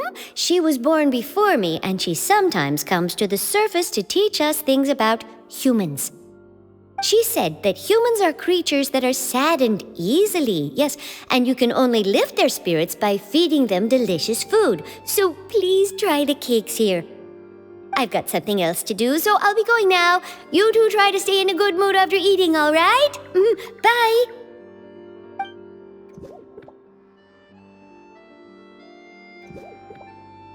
And there she goes! Alright, let's dig in. Paimon's sure this cake will be delicious. It's more delicious than last time! And the flavor gets even better with a sip of tea. It sure would be nice if we could come again tomorrow. Sure would be nice if we could always eat delicious food here. Wow! If it isn't the Traveler and Paimon! Oh, have you seen the article I wrote about you? Ha! You've got some nerve! You just used us to make some quick mora! Oh, you needn't worry about that.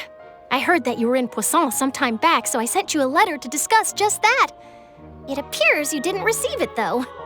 It's all right, though. I've set aside the amount intended for you. I've even set the table with some food. Really? Oh, you're the best! You're almost a little too easy to win over, Paimon. If I were a journalist with ulterior motives, you'd be in trouble now, you know. Oh, Paimon knows you're not like that. Still, what brings you here all of a sudden? Were you looking for me? When Mona mentioned you, we thought of coming to see you at work. I see. It seems you've already bumped into Mona here in Fontaine. So she mentioned me? What did she say? She said that you're a real daredevil of a journalist. Nice.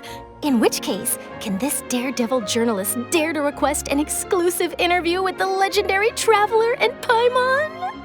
Huh? So your article in the paper today doesn't count? Oh, of course it doesn't. That was more like live photography. What I'd like to do is dive deeper and ask you to talk about the things you've seen and experienced.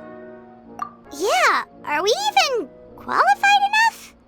Why not? If I say you're worth an interview, then you're worth it. But not right now, of course. I'll need a few days to prepare. Oh, in that case, we'll just chat when you have the time then? Oh, so that's a yes? Ooh, splendid! I'll tell the editor-in-chief immediately. I'll have to apply for lighting, a venue, some props, and... Whew, so much to get done now. Talk to you later. Wait, Charlotte, Paimon's still got a question for you. And what's that? If, just for example, Fontaine were to be flooded tomorrow, what would you do today? Huh, that's the prophecy you're talking about, isn't it? I mean, I do hear about it often, but I've never once thought that the day could be tomorrow. If you're seriously asking, then I might try and think of a way to leave Fontaine. Oh, but I'm still a journalist first and foremost. That means I have a duty to be reporting from the scene. And secondly, I wouldn't forsake my homeland that easily. From what I've seen, most people don't know what they'd do should the worst come to pass. In truth, it might be better just to behave like normal rather than worry over such an end. So in all likelihood, I'd probably still be prepping at the office for that interview of ours. I know what you're thinking. That sounds a bit sad, but I've always believed that it's best to do what you enjoy. Just think about it. If this nation really were to be suddenly destroyed tomorrow, but I still successfully finish an exclusive interview with a truly unique person, then the story I would wind up writing would truly be timeless. And then do you know what I'd do? Well, I'd write that story, send it for printing, and use messenger pigeons to get copies out to the various nations as soon as possible. I'm not a dreamer, nor am I a workaholic, but I do love my job, and I'd be proud of leaving such an article behind. I guess you could say that I was born to be a journalist. But anyway, that's my answer. And on that note, I'll get back to my preparations. That's so nice. All of a sudden, Paimon actually kinda envies her. Anyway, let's go and take a look at the sea, shall we? The sea breeze and scenery can be a pretty soothing combo, huh? Paimon's been thinking. If it wasn't Fontaine, but all of Tevat that would be destroyed tomorrow, where would we go and what would we do? No, Paimon should ask, if you could choose, what would you like to do?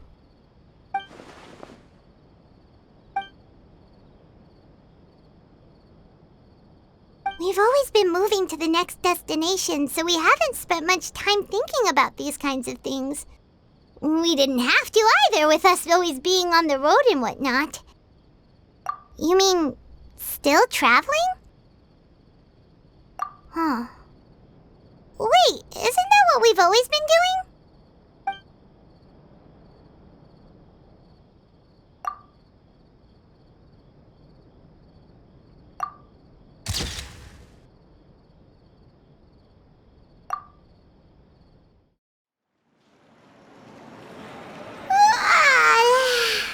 feels like you'll grow mold if you stay here long enough. But it's still better than the Fortress of Meropide, that's for sure. It's not only damp there, but salty too. Ah, so the two of you are still here. Wonderful. Oh, you're from the Palais Mermonia, aren't you? Yes, I'm Isadora. Monsieur Nervillet sent me to look for you two before. I heard that afterward you went to the Fortress of Meropide. Not at all. I'm well aware that you're friends of his. Actually, I'm here to pass along a message from him. Yes, inside the Opera House. The Maréchaussée Phantom has declared the incident a small-scale riot. A riot? Well, that said, I don't personally think it was that serious. Lady Furina was watching a performance at the Opera House, and while she was resting during an intermission, some other audience members suddenly started harassing her, loudly accusing her of doing nothing about the prophecy crisis. And before she could respond, others started to join in. The crowd continued to grow, and protests against the Hydro Archon started to break out. So people have started to put the blame on Furina. Guess they finally found an outlet for the pressure they've been under due to the prophecy. I agree. People will naturally rely on gods, as is customary. But the moment people feel threatened, gods are also the first to be blamed. So what happened after that? Is Furina okay? Seeing that the situation was spiraling out of control and that further argument was pointless, she claimed that she'd gotten tired of this and left in a hurry. The Maréchaussée Phantom had their hands full maintaining order and did not catch where Lady Furina had gone. Only when things had stabilized did we realize that she had gone missing.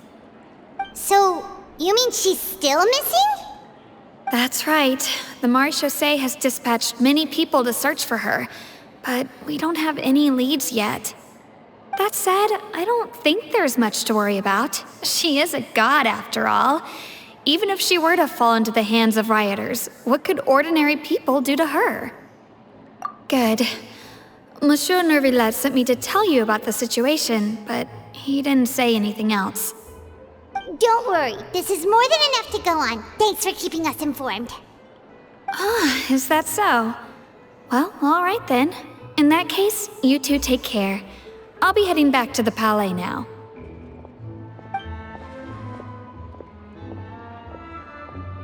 Well, sounds like we should hurry over to Poisson then. If we know Furina, she won't try to fix things in this situation. Instead, she'll look for a place to wait out the heat. And as we also know, she may be loud and dramatic, but she doesn't have a heart of stone. When Nervillet was talking to her in the Palais Mermonia, and she heard about Poisson, she couldn't hide her sadness and remorse. It would be hard for her to ignore being accused by the public today. Paimon thinks Furina's probably taken the opportunity to slip away to Poisson and try to relieve the sense of guilt that she's feeling. Huh! Well, what do you think? Paimon knows the answer, of course, but Paimon can do the analysis to back it up too. Cool, huh? In that case, there's not a moment to lose. Poisson, here we come!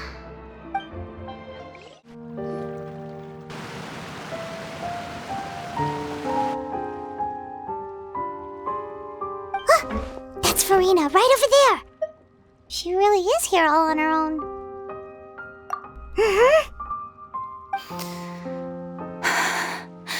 Should I just give up? This is all meaningless. What was meant to happen did happen after all. Everyone's dead. I'm sorry. I am so sorry. Give up, Furina. There's no point in holding out. I'm sorry. But what can I even do other than to repeat meaningless apologies over and over? Who's that?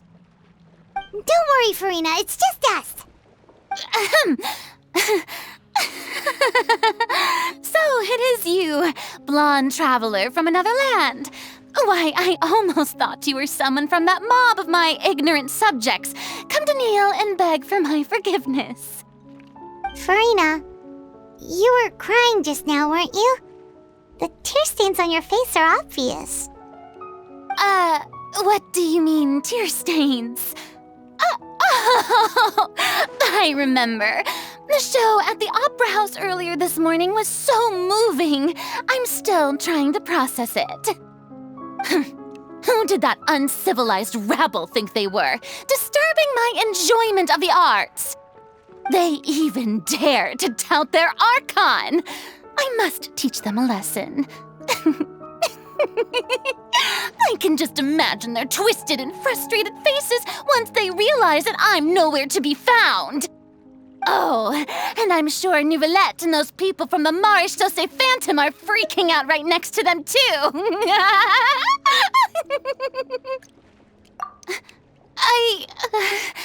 Of course not. Hey, there she is! The Hydro Archon's over there! Quick, after her! Furina, those people seem to be after you. They are? They're just some rabid fans who want to cut the line because they haven't been able to meet me in person, aren't they? That's against the rules. I can't let them get their way. Furina just ran off! Quick, we have to catch up with her!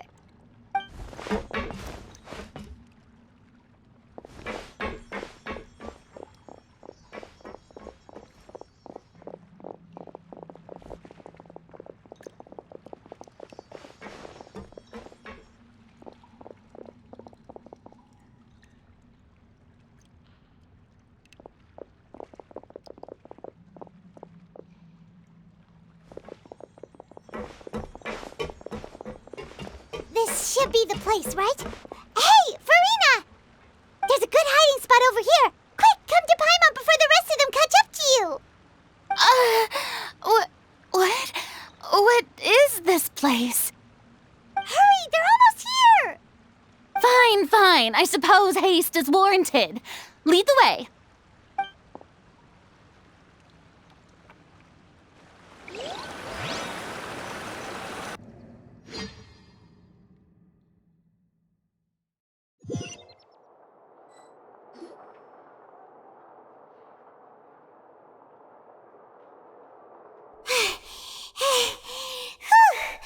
Paimon's exhausted.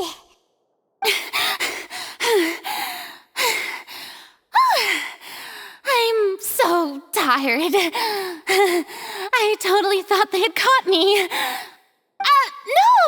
I merely gave in to the sheer enthusiasm they displayed.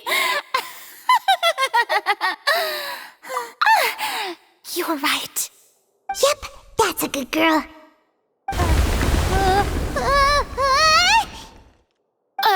What's happening? The ground's shaking. Is it an earthquake?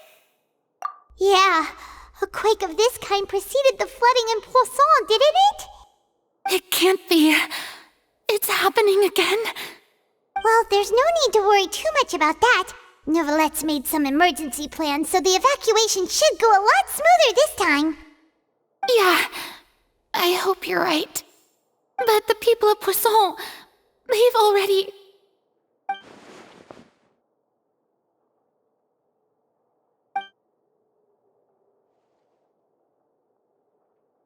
It's true.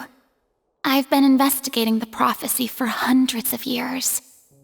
I once had informants all over Tevat, searching for clues and feeding information back to me. I've tried all kinds of ways, too, to hold back the sea.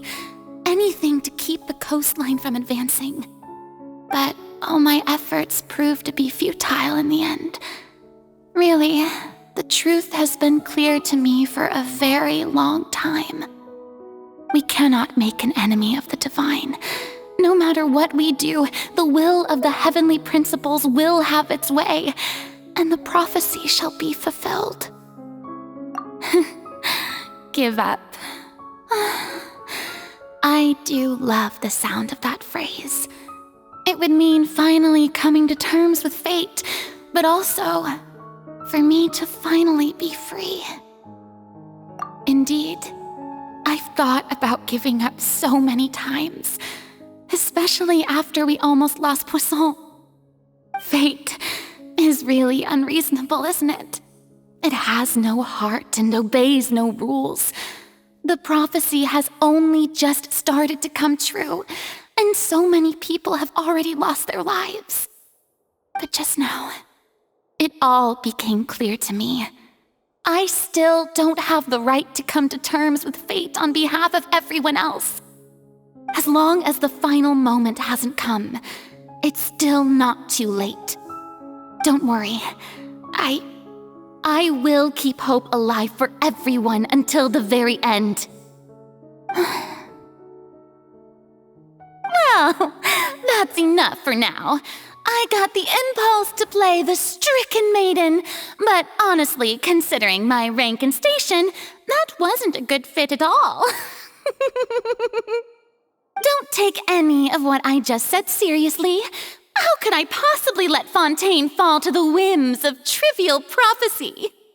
Come on! Paimon could have sworn you were actually being honest just now.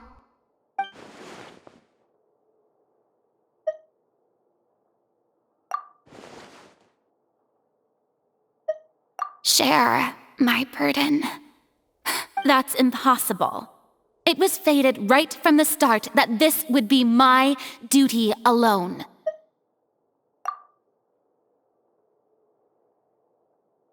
A witness. Yes, I've heard that you came to Tevat from beyond the stars, yes. In other words, you never belonged here. And if Tevat is, in its entirety, a show on a stage, then you're just a spectator, aren't you? If that's the case...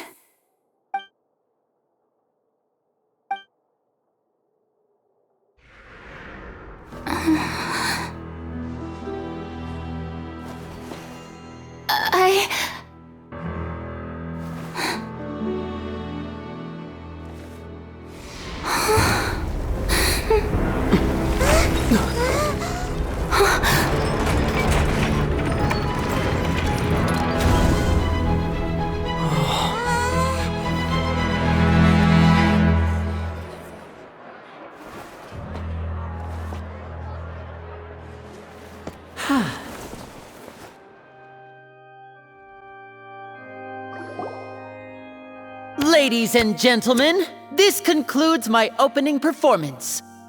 Now, without further ado, we may proceed to the trial of our god. So this is what it is. Yes, you deserve praise for the effort you took to raise the dramatic stakes. Do not forget, however, that I am Focalor, the god of justice, the embodiment of justice itself. Does it not strike you as even the least bit absurd to bring the very concept of justice to trial? May I interpret these words as your refusal to stand trial? In that case, you will have the opportunity to defend your honor through a duel. You would draw your blade against a god?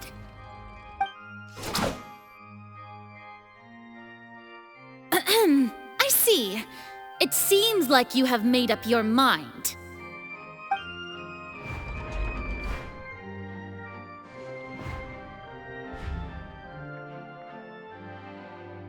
Paimon can't believe it. She just surrendered. What the heck is going on? Did I just see an Archon surrender to a human? Wow, how utterly humiliating. Lady Furina, what is the meaning of this? It would seem that there has been a misunderstanding. To be clear, the raising of both hands is not always an indication of surrender. Looking for excuses again, huh? I raised my hands just now to indicate my acceptance of the trial. No duel shall be necessary. I will admit that I've been running away for a long time. I'm sorry, everyone. I was unable to protect the people of Poisson. it is my duty to stand trial for my crimes. You are not the only ones to be disappointed in me. I, too, am exceedingly disappointed in myself. But now, it is time for the Hydro Archon to show you her courage and resolve. I, Furina, will use this trial to show the world the true meaning of justice! This time, I will protect you. Applaud and rejoice! One of the most outrageous and fantastical arcs known to the opera Epiclese is now unfolding before your eyes. Mark my words, this shall be one of the most exhilarating and brilliant shows ever to grace the stage of Fontaine! The trial of the Hydro Archon, Focalor, will now begin! Woohoo! Oh, now we're making history! Why does it feel like Furina just took over the whole thing? Like, come on! Didn't she just get forced to stand trial for her crimes? Also, even though she's still acting super dramatic, she is taking this seriously this time, right? All right, then. Who will be my opponent in this trial? The court asks the prosecutor to please take the stand. Is that so? Very well. Then please speak, witness of Tivat, my accuser and fated opponent.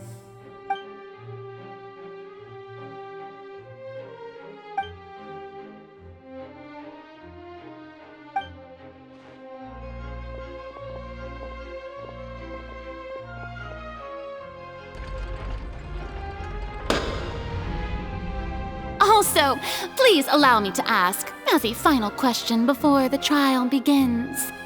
Just how much work did you do to force me onto this stage? Well, we did do a lot of prep after the meeting that day. I can go over the tasks assigned to the Spina di Rosula, since they were rather straightforward and easy. Navia, the president of the Spina di Rosula. Most of the people who participated in the disturbance this morning were my subordinates. They changed into plain clothes and came to the Opera House as regular audience members, waiting for the perfect opportunity to incite insurrection against you. The people's resentment against their Archon has been building as more and more of the prophecy is fulfilled. A spark was all we needed to turn smoldering anger into a flame. Moreover, according to our understanding and analysis of you, when something like that occurred, you would likely flee the scene and head to Poisson by yourself.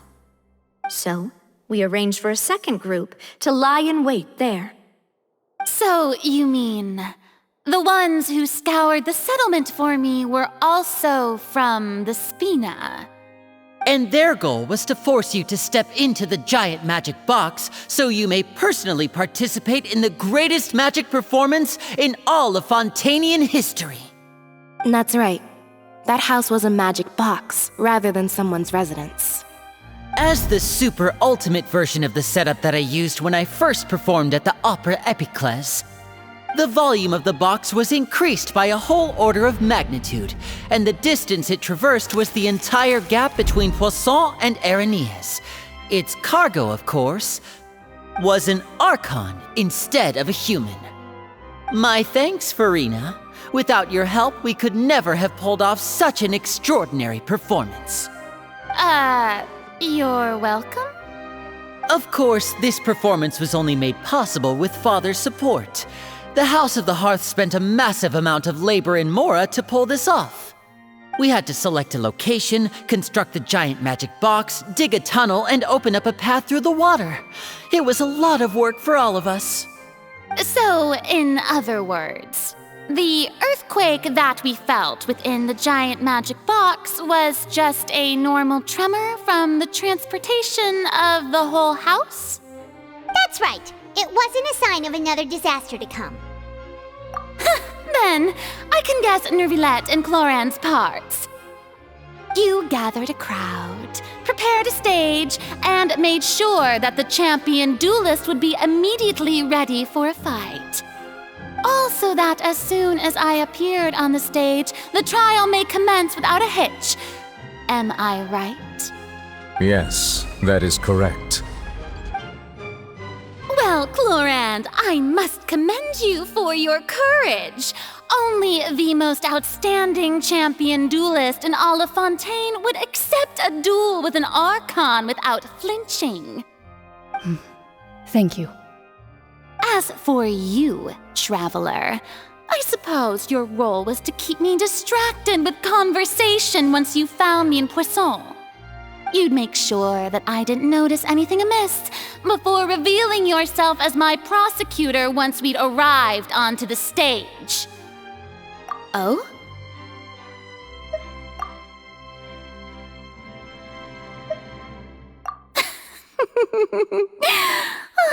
Is that so? Then I suppose I must have missed my final chance. It's fine. It matters not. What's done is done. The stage is already set, so there's no reason to disappoint the audience. Let's see this trial through to the very end.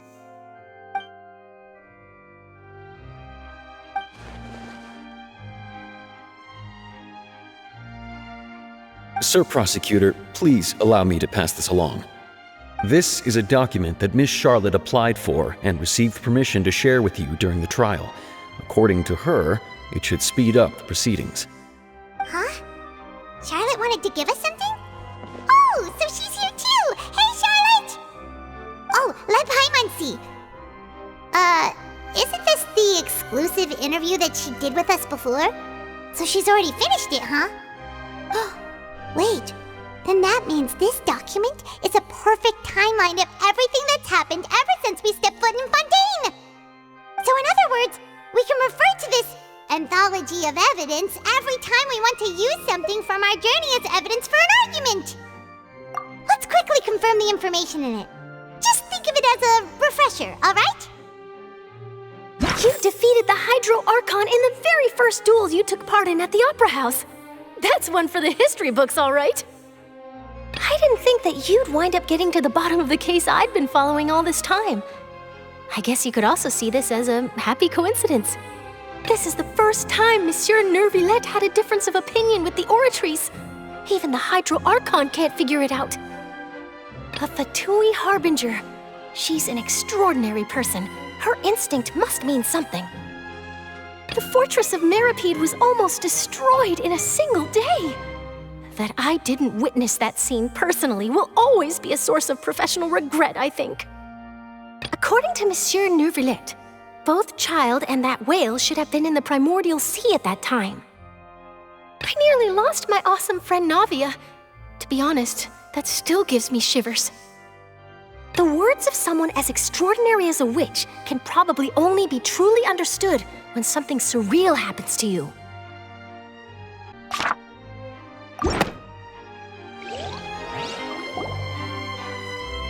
The prosecution and the defense are both in position. The trial shall now begin. Oh, come on, Neuvillette. There's no need to repeat all the unimportant legalese. Just fast forward to the part where the prosecution lays out my offenses. As the defendant and the lead actress of this performance, I still haven't even been informed of my supposed guilt in all of this. Of course, it is only natural for humans to struggle to understand the actions of a god. However, you will need more than that to convict me of a crime. That's true, but my charge here is unrelated to your conduct as an Archon. Instead, I would like to charge you as a fraud who's never been the Archon in the first place. Wait, what was that? Lady Furina's a fraud? Hey, I came here thinking that we were going to try the Hydro Archon for forsaking her duty, but did I hear that right? She's not our Archon at all? Charge accepted. Lady Furina, do you plead guilty to the charge? Lady Furina. I plead not guilty. How can I be guilty? There is no way that I, Focalor, otherwise known as Furina de Fontaine, a member of the Seven and the Regina of all waters, kindreds, peoples, and laws of Fontaine, could be anything other than your true Archon. Yeah, even though Lady Furina can be rather eccentric, isn't it going too far to doubt her very identity? Yeah, I've never questioned her identity either. Sure, Lady Furina can be super irresponsible, but what grounds does that prosecutor have to make such a huge claim? I have cause to believe that common sense will prevail in this case. Many of the members of the audience have known me as the Hydro Archon ever since they were born. There would be no fooling their memory. See? Even the Oratrice has decided to show me its favor. Are you sure you want to commit to a charge that will never be upheld? If you wish to drop the case, I can promise you as the God of Justice that you will not have to face trial for making a false accusation. We will treat everything that's happened as a dramatic spectacle and move on with our lives. What do you say to that? Huh. An argument with near impossible odds, huh? We have to not only refute Furina's claims, but also overturn the long-held beliefs of the people. Well, I tried to give you the chance to surrender. If you must persist, then let me ask. If you believe I'm not the Archon, then what manner of being do you think I am? And if I was not the Archon, then how did I manage to live for over 500 years?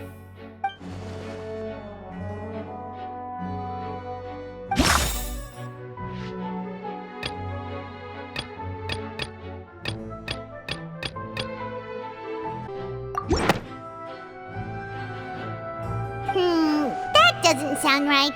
Paimon doesn't think this clue can be used as compelling evidence to build our case.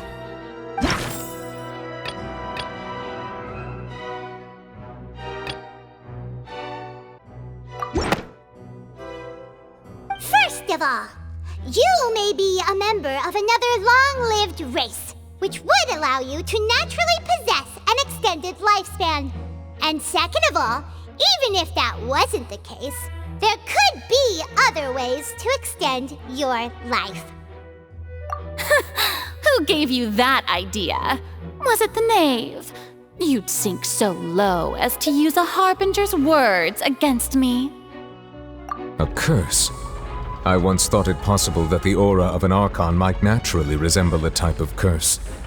But in light of this claim, perhaps what I sensed was not your divinity, but a curse after all. You sensed it too, huh, Nervalet? Lady Furina is actually a human? Well, it is true that it's extremely difficult to tell humans and gods apart just by looking at them. It's not impossible.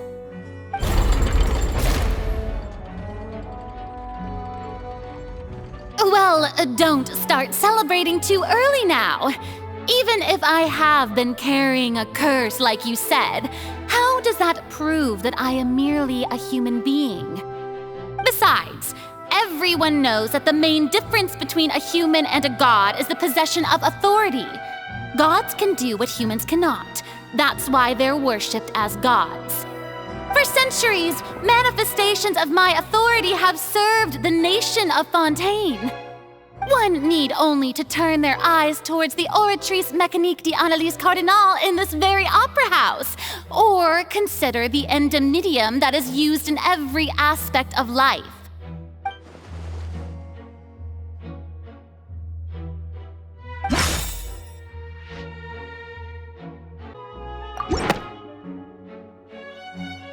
You tried to reference the Oratrice, but weren't you as confused as all the rest of us when the Oratrice declared Childe to be guilty without any proof? Otherwise, you should have come up with a good explanation for that by now. Didn't I make myself clear at the time? The decisions of the gods are naturally difficult for humans to comprehend. There is no need to provide an explanation. Lady Furina, I believe a reminder of your current circumstances is in order. While the court is in session, the principles of justice and the law must come before all else. While you are an Archon, you are also first and foremost the defendant in this trial. You will prove yourself unable to defend against the prosecution's charges if you continue to withhold vital information against the rules of the court. I never thought you'd use that kind of rhetoric against me. That was no trick of rhetoric, Lady Furina. I've merely reiterated the rules of the court. Rules that all should respect and follow. So, you neither knew why Childe was declared guilty, nor did you understand the structure and operations of the Oratrice. Instead of having been created by you, the manifestations of authority you mentioned have been made by the real Hydro Archon, haven't they? The real Hydro Archon? Well, now you're really losing me. It is true that I did not know why the Oratrice gave out a guilty verdict that day.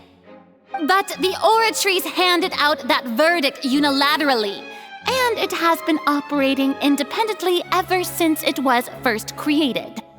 You can't argue that just because a divine creation is flawed, that the god behind it must also be no god at all.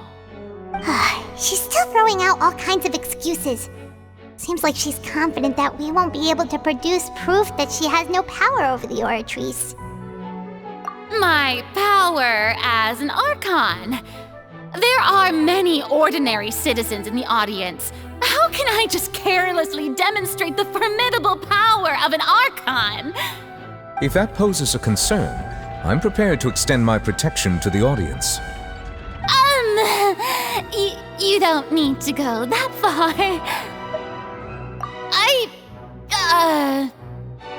Aren't you the Hydro Archon?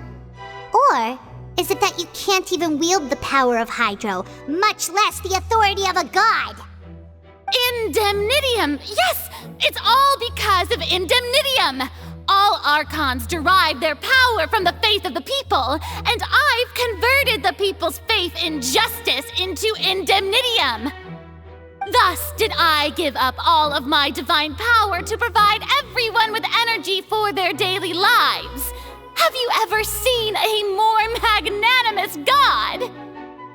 Isn't that a huge stretch? Yeah, no matter how generous an Archon can be, how could they give up all their power? Can a god with no power even still be called a god? It seems like nobody's buying Furina's excuse. Hey, come now, everyone! Please don't stare at me as if I was a liar! I'm still the same Furina you knew, right? The one that you loved! Shouldn't you want to believe in me? Please? You've got to believe me!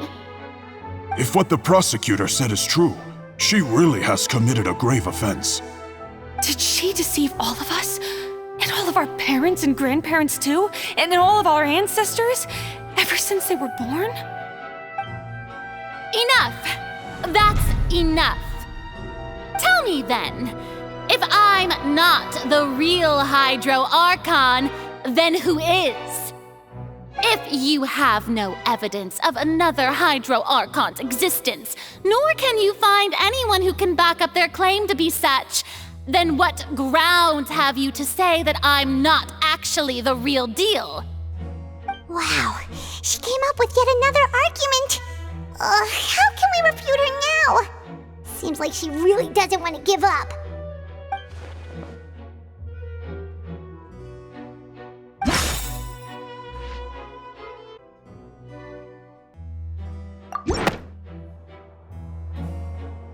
It has been established that all Fontainians can dissolve in water from the Primordial Sea. And that means...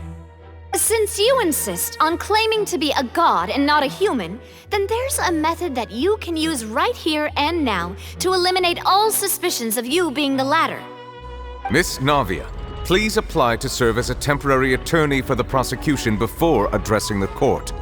though you act in partnership with the prosecutor, you must still adhere to proper procedure. Super sorry, Monsieur Chief Justice. I swear this really will be the last time that I'll speak out of turn. Now, I've brought some seawater from Poisson.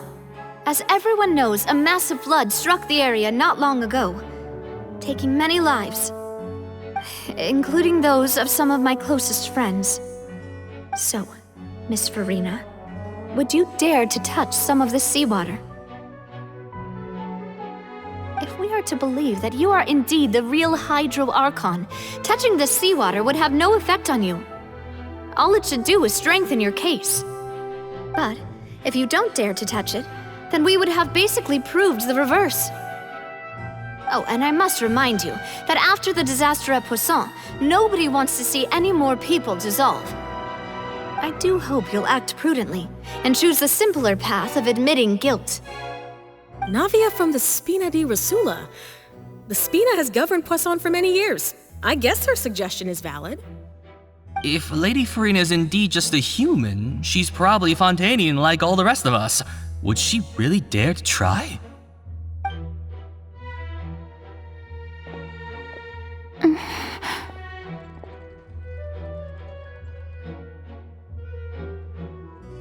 Lady Furina, this test has been unilaterally proposed by the prosecution.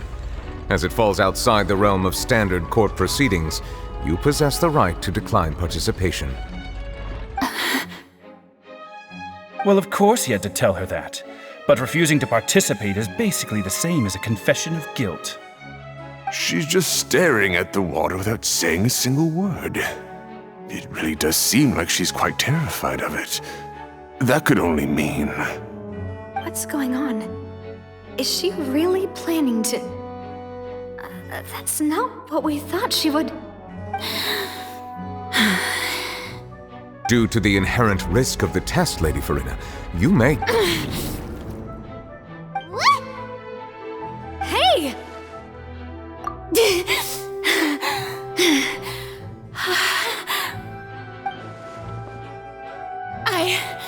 I'm fine! Look at me, everyone! My hand is still here! I haven't been dissolved! Will you believe me now? I really am your Archon! I'm nothing like a normal human who would fall apart as soon as they touch this water! Really, was this not the most obvious thing in the world? Miss Sigewinne? If you're present, Miss Sigewinne, please come forward and attend to the defendant. Sigewinne? Don't be nervous. It'll just take a few seconds. Let me see. That should be enough. Please announce the results of your evaluation to the court, Miss Sigewinne. As everyone doubtlessly saw, Miss Furina was displaying symptoms of hyperventilation and flushed skin. These indicate that she was experiencing the adverse effects of exposure to primordial seawater. The extent to which she was affected is the same as other humans when exposed to primordial seawater of a similar concentration. Thank you, Miss Sigewinne. Lady Furina, you may return to the defendant's stand. Oh, wait. What did she just say? I didn't get dissolved! Shouldn't that be enough to prove my innocence? Well, considering your tendency to run from your problems, we did originally prepare a direct sample of the seawater around Poisson. However, after extensive discussion, we exchanged it for a sample that is not concentrated enough to dissolve an actual human. After all, on the off chance that something entirely unexpected might occur, we don't want anyone else to lose their life to the sea. Yeah, so out of regard for Furina's life, you secured a low-concentration sample and asked the head nurse to serve as an expert witness. It's a great thing that the direct sample wasn't actually used. Furina could have... I can't believe... you...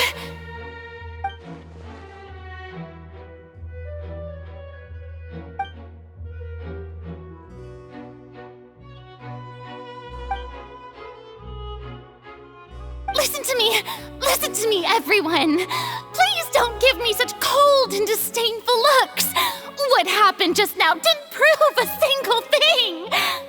Think about it! How can you conclusively prove that an Archon can't also be affected by the primordial seawater? Also, if I was really just a human, why would I dare to just put my hand in that kind of water?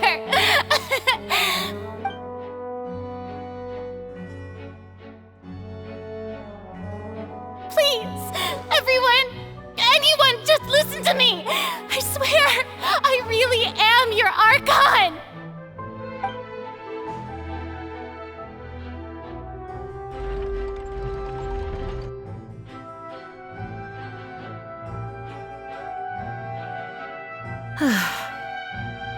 I don't think anything she says at this point will sway anyone. The odds are just too stacked against her now. With all the things that have been said, Paimon doesn't think there's any way left for Furina to win. I believe the time for arguments and presentation of evidence has come to an end. If there are no objections, we will move on to the final judgment.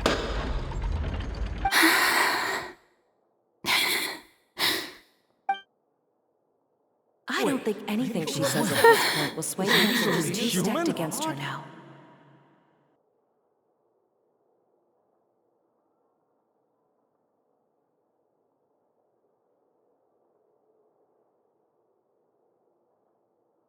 In my capacity as Chief Justice, I shall now render judgment on Furina's misrepresentation of herself as the Archon of Fontaine.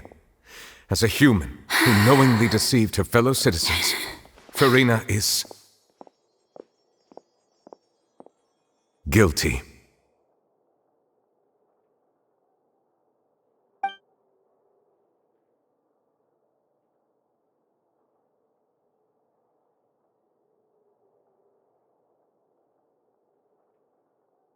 We shall now turn to the Oratrice Mecanique d'Analyse Cardinale to render the final verdict on the charges.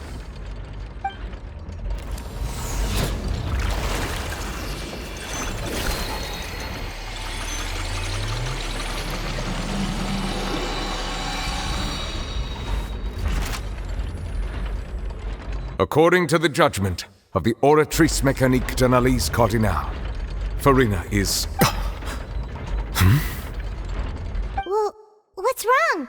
What's the Oratrice's verdict?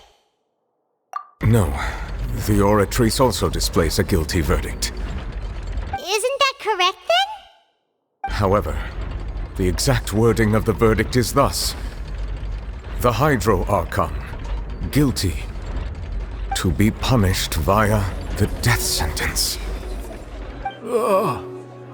The death sentence? That's actually one of the available sentences? I've always thought that it was just a myth. The one and only time the death sentence has been handed out at the court, and it's been given to the very person we've worshipped as the god of justice? What an unexpected twist. Furina's been sentenced to death by the Oratrice? We just wanted to use the trial to show her the seriousness of things so she'd tell us the truth. How did things escalate this quickly? This outcome is indeed quite strange. According to Fontaine's current definitions of justice, as well as its recommendations for criminal sentences, is this sentence really appropriate for the crimes that have been committed? Yeah! Even Fauché wasn't sentenced to death by the Oratrice. You know, the real evil mastermind behind the serial disappearances case. Indeed. Not only is Furina's sentence overly excessive, the very point of our trial today was also to prove that Furina has never been the Hydro Archon in the first place. But now, the Oratrice seems to have deliberately invoked the title of the Hydro Archon. What does this mean?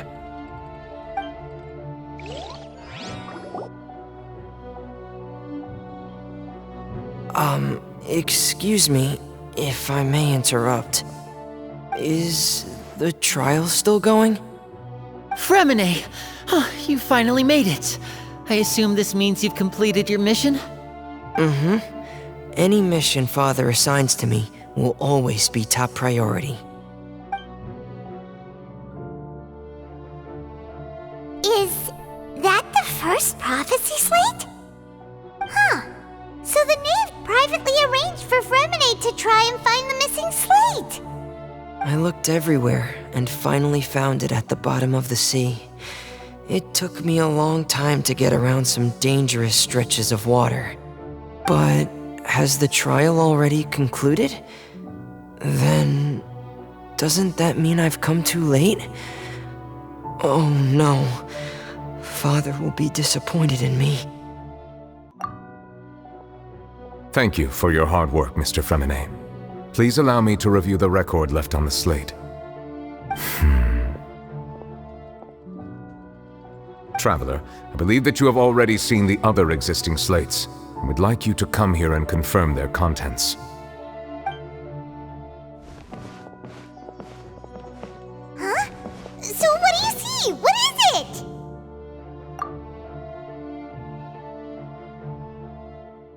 I believe I've now made sense of the Hydro Archon's crime. It has to do with Fontaine's lost history. Huh? Isn't the Hydro Archon just guilty of deceiving her people? Oh, wait, no, that's Furina, and we've already proven that she's not the Hydro Archon. So when you say Hydro Archon, do you mean the real Hydro Archon we've been kinda talking about? In truth, everything that you've encountered in Fontaine up until this point can be traced back to the contents of these stone slates. However, I'm uncertain as to how much sense they currently make to you. Okay, let's try to recall the contents of the other 3 stone slates. Paimon will do her best to help you remember.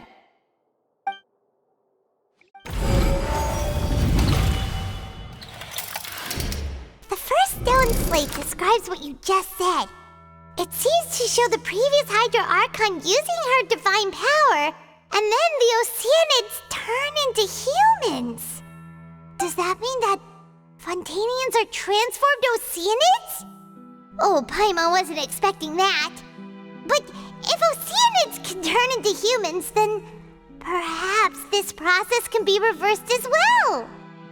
The second stone slate shows Celestia floating in the sky, and the Hydro Archon and her people worshipping it together.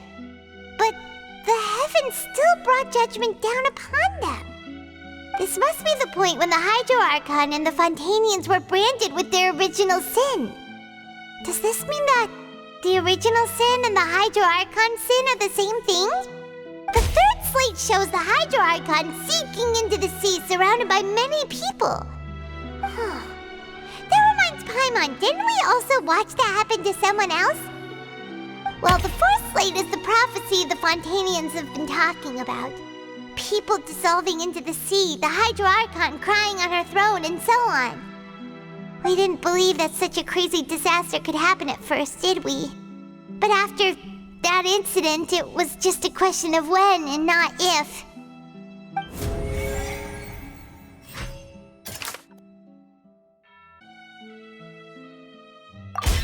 Perhaps what is about to take place has all happened before. The true sin of the Hydro Archon that Nervalette mentioned, and the original sin cast down on the people of Fontaine by Celestia, as recorded on the stone slates.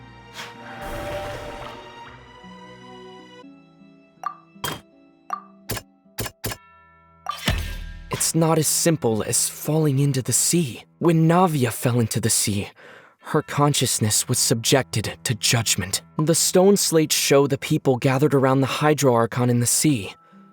Could that be alluding to the same thing?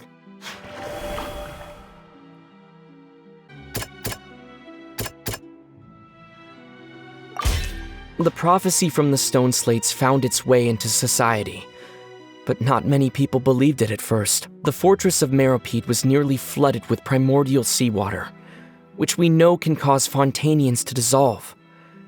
It seems increasingly likely that the prophecy may come true. If we hadn't dealt with it in time, things could have gone very badly.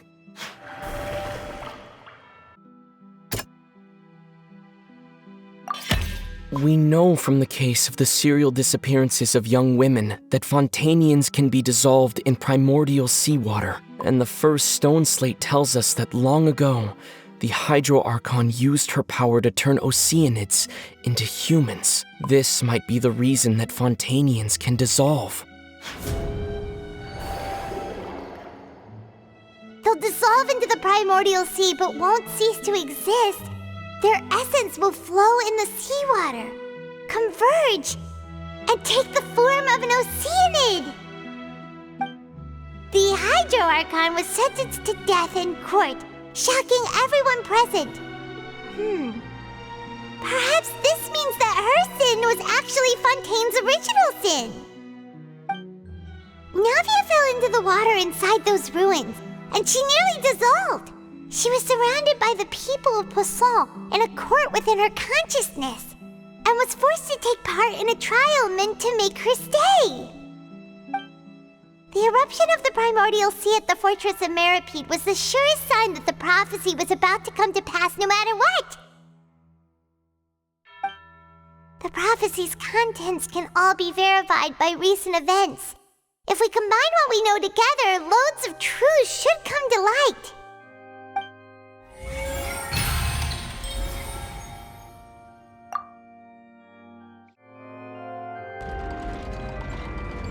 Huh? Oh, Paimon gets it now! So that's how you can make sense of it. But then it feels like we're going to have to share some truly shocking revelations. Let's hear them. Incredible! Linny, did you hear that? We're not real humans. All Fontainians were originally created by the late previous Hydro Archon, with Oceanids as their basis. The evidence for that can be found in how only Fontainians could dissolve in primordial seawater, and how all the girls Vacher dissolved were also turned into Oceanids. Oh, and according to Navia, when she was about to get dissolved, she also saw everyone gathered around for a trial, all of them in the shape of Oceanids. Indeed. Yeah, and it follows from the content of the first slate that she probably angered Celestia by creating humans without prior permission. That could also explain why the Oratrice judged the Hydro Archon to be guilty. It's to account for that ancient sin. The Hydro Archon's true sin was creating us? And yet, after many hundreds of years, the Hydro Archon's creations have turned around to try to judge the Archon within the Opera Epiclese. The twists of history are often the most unexpected of all. Yeah, isn't the image here just like when Navia fell into the sea? So wouldn't it be trying to show the image of the Hydro Archon also falling into the sea once the prophecy has been fulfilled in the fourth slate? In the end, the people will all be dissolved into the waters, and only the Hydro Archon will remain weeping on her throne. Only then will the sins of the people of Fontaine be washed away. Did Paimon get all that right? You've made some keen deductions. I must say, given how much you still don't know, it is impressive that you've already managed to connect so many pieces of the truth. However, while you were able to decode all the information on the slates, they've also been etched with an additional layer of hidden information using a different power source. When we were at the ruins, I tried to decipher the hidden information recorded in the slates. But since we only had 3 slates at the time, I was unable to come to a full conclusion. Now that the slate collection is complete, I shall make another attempt to decipher the narrative recorded within. If everything goes well, we should finally be informed of the unadulterated truth.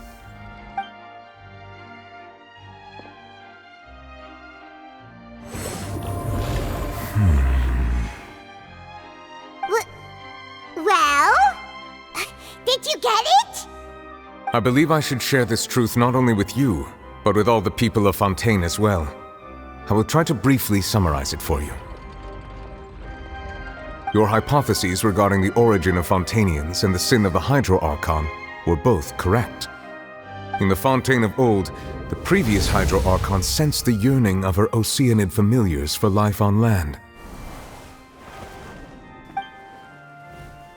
The Oceanids were enamored with the beauty and romanticism of human beings, and wishing to have those experiences for themselves, expressed to the Hydro Archon their desire to become of a similar kind.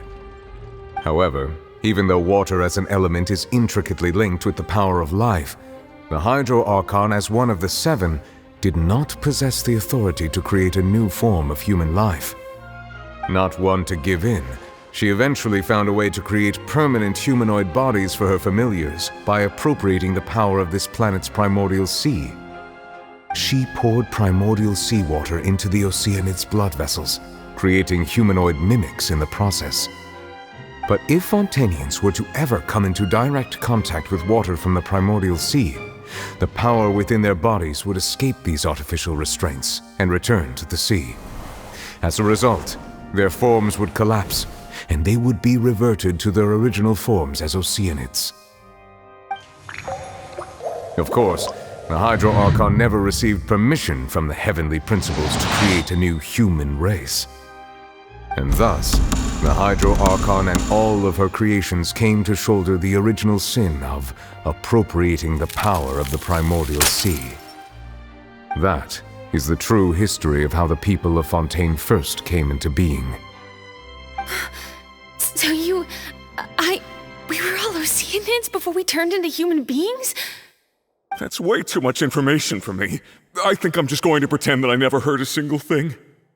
Wait, but if that's the truth, we can't let the Hydro Archon be sentenced to death. After all, her only sin was creating us. This really might be too much information for your regular Fontainian, but it does answer a lot of our questions. Alas, your hypothesis regarding the third and fourth stone slates was inaccurate. The slates' respective positions are, in fact, correct.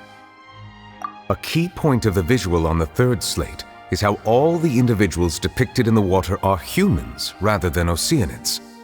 They have not been dissolved, which implies that the water depicted in this slate is not water from the primordial sea. The nation of Fontaine is the nation of Hydro, as well as the nation of trials and justice. Instead of being the literal element, the water in the scene symbolizes judgment and justice. You may also recall Navia's experience. When she fell into the sea, her consciousness was surrounded by that of many others who intended to hold a trial to determine her fate. Therefore, the meaning of the third slate is that the people of Fontaine shall try the Hydro Archon at the court of justice. Yes, it refers to our present situation. I think I'm following now. So, what you're saying is, even though we decided to put on this trial to avoid fulfilling the prophecy, in truth, everything we've done has happened exactly as the prophecy foretold. So now, it seems, we're the ones making sure it comes true. What should we do? Huh. No matter what, the prophecy will be fulfilled. Is this what it feels like to be a prisoner of fate?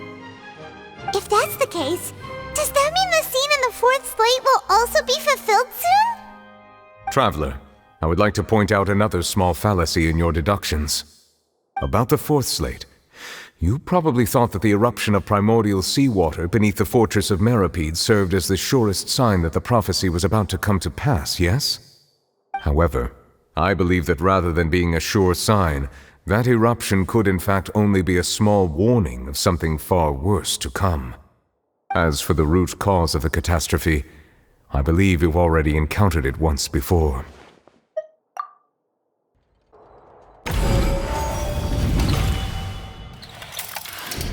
This eruption was just a small warning of the things to come. We must find the root cause of the disaster.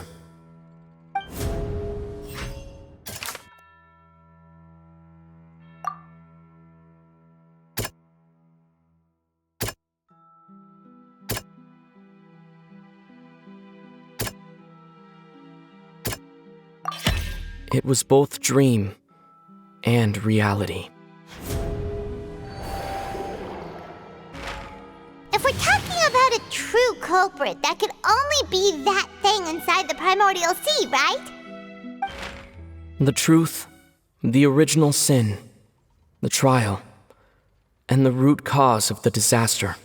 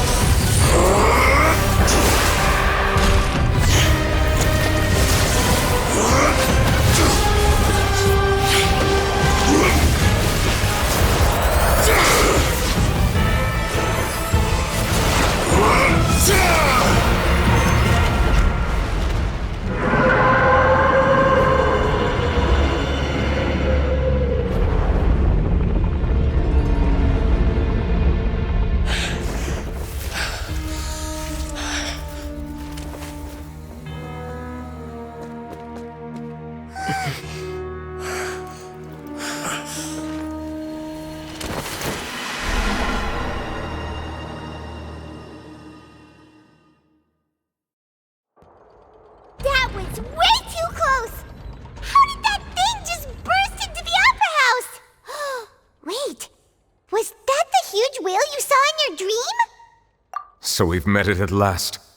I understand very well why it has chosen to make an appearance here. That whale does not belong to Teyvat. It is a monster that has traversed the stars, weeping all the while. It has been greedily consuming the energy from the planet's primordial sea, using it to grow. That is the main cause for the rising sea levels. And once it has finished consuming all of the energy contained within the sea, its next step will be... You said that when the Hydro Archon first created Fontainians out of Oceanids, she filled their blood vessels with primordial seawater. Precisely. That whale finds the blood of Fontainians nigh impossible to resist. Therefore, when it left the primordial sea, it decided to make its next stop a packed opera house full of food. Food in the form of Fontainians. We just barely managed to push it back, right? In that case, won't it come back to target the people again once it's managed to recover its strength? That is correct. Indeed, it is more accurate to say that we should thank that Harbinger for buying us some time. Without him, the whale would have likely come onto land far sooner. From the way he looked, he must have been fighting the creature for quite a long time. That battle maniac. We've always known that he had a special connection with that whale, but we definitely didn't expect it to help us out like this. Anyway, now that we know that this whale is the actual cause of the disaster recorded in the prophecy, all we need to do to stop the prophecy would be to find a way to beat it up, right? It is too late. It had already absorbed too much of the primordial sea's energy before we could notice it. At this point, it has become practically integrated with the sea itself. Even if the entirety of Teyvat were to be destroyed, it could still survive and swim off towards some other world. That's not something I will accept. We've already done everything we can, and we even found the true culprit. We've come so far. You can't just tell me that the last hurdle is some impossible foe. That's just not fair. Indeed, that's not how a grand performance should end. I'll fight it to the end, no matter what. So the prophecy will be fulfilled no matter what, huh?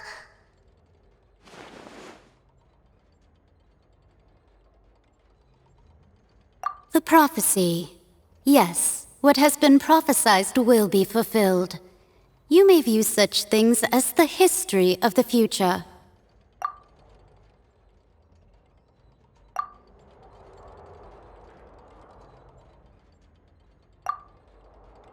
Just as prophecies are usually only the future as seen from the perspectives of the gods, could things be happening in hidden corners where the gods' gaze does not fall? Ultimately, fate shall serve as your only guide, no matter what will happen in Teyvat's future. All you need to do is to play your part.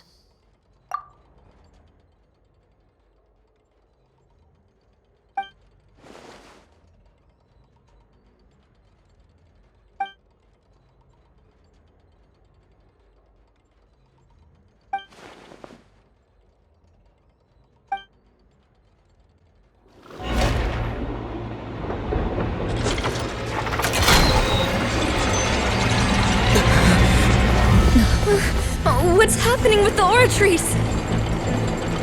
I believe it is preparing to carry out the death sentence.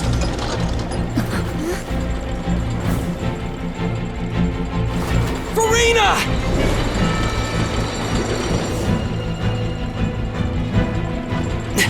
No, I still need answers.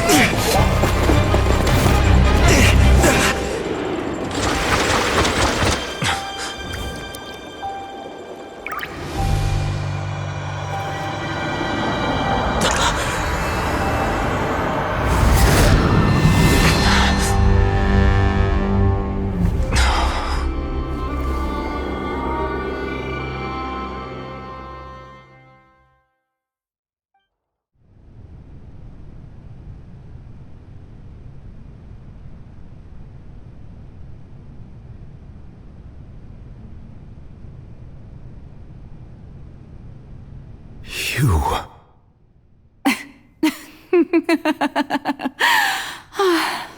Sorry. That shocked expression on your face is just too amusing. I couldn't help myself. You are not Furina. Who are you? The sweet sound of bewilderment. Marvelous. A sure sign that my attempt to deceive everyone was a resounding success. But to answer your question, I am Focalor. You know, the god.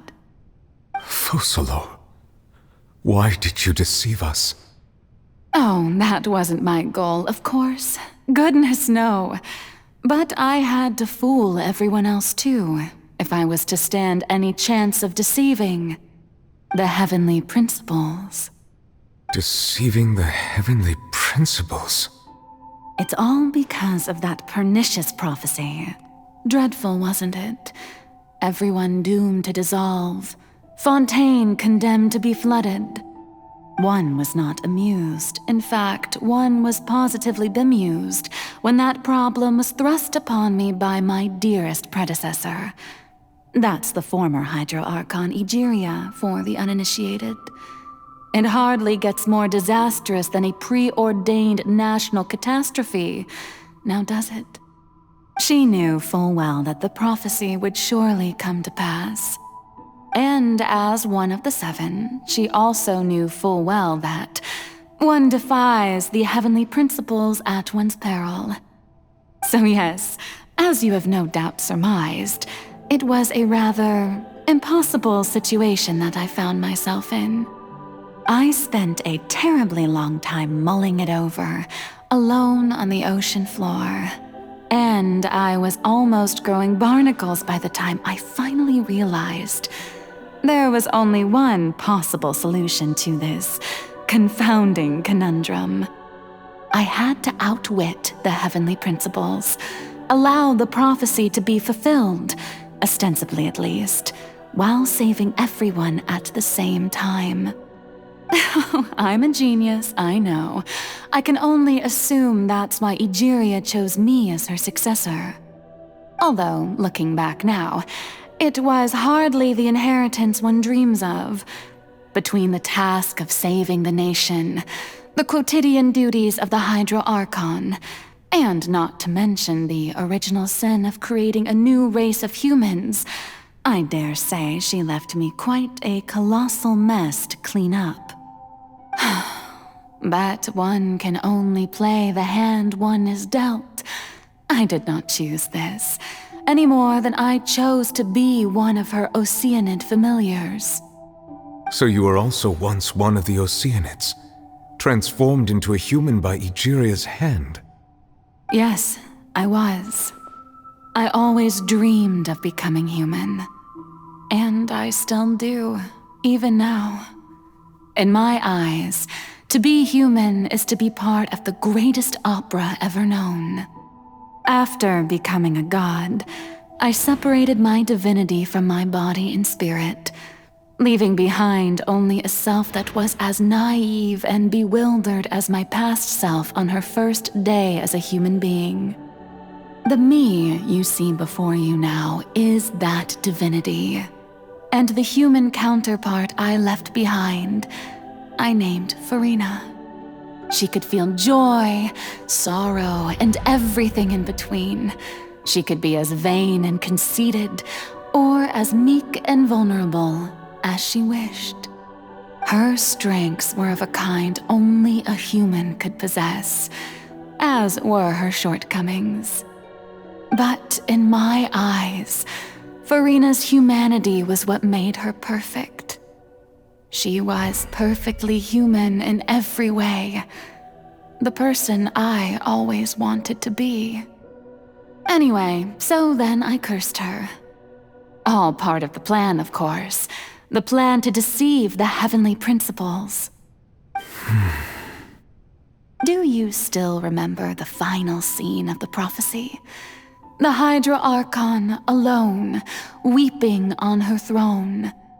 In order that the prophecy might appear fulfilled, I invited Furina to be an actress. to play the part of the Hydro Archon in the prophecy. Under the curse I placed on her, so long as I, Focalor's divinity, continued to exist, she could not die. But nor was she free to live her life in the pursuit of happiness. Instead, she was forced to take the stage in the opera house, to embrace the role of leading lady, to forever play the part of the god from the prophecy, all to create a deceitful appearance of that prophecy coming to pass.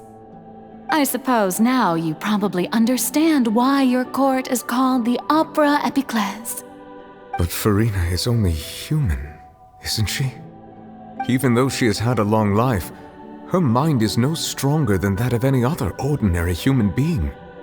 I cannot begin to fathom what she has had to endure. It must have been torture for her. It has indeed. And although she is, in a sense, me in human form, I most definitely owe her an apology for it. It's been 500 years. And all along, she's been playing her part in the most unimaginably long, unbearably lonely, and agonizingly painful opera of all time.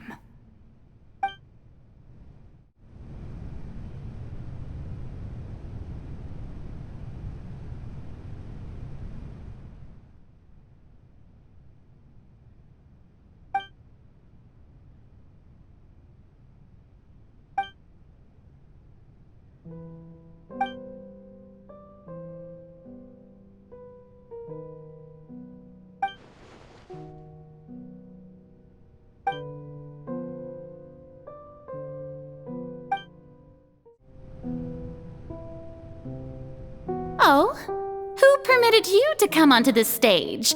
Now, I understand your admiration for my august self, but I must ask you to keep to the rules. All right. It is not my intent to reprimand you. There is no need to state your name. Just be off with you. Do not distract me from my performance. Oh, do not jest. Can you not feel it? I am Focalor. The eyes of countless Fontainians are upon me. I must, at all times, display the utmost elegance and nobility.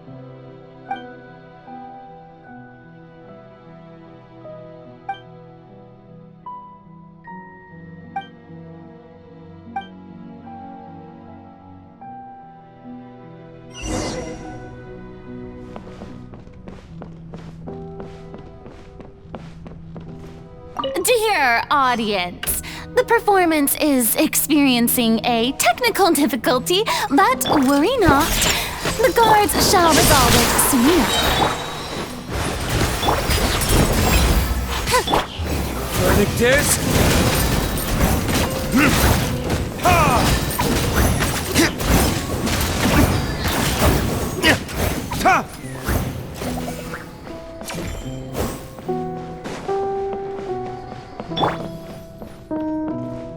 Hey, what gives? The audience is still watching me, you know. Guards? Wait, where are the guards? Guards!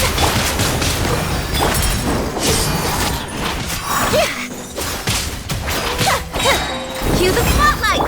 Time for retribution!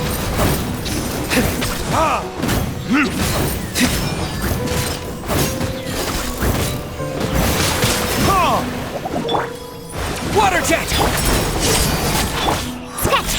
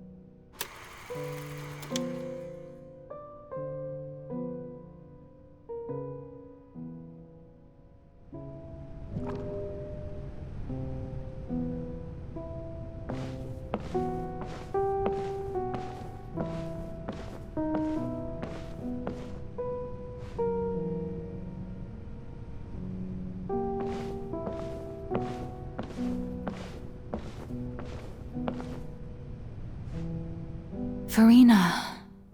Furina. Huh? Who's that? Who's calling me? Where are you? Be not nervous. Be not afraid. I am before you. Wait a moment.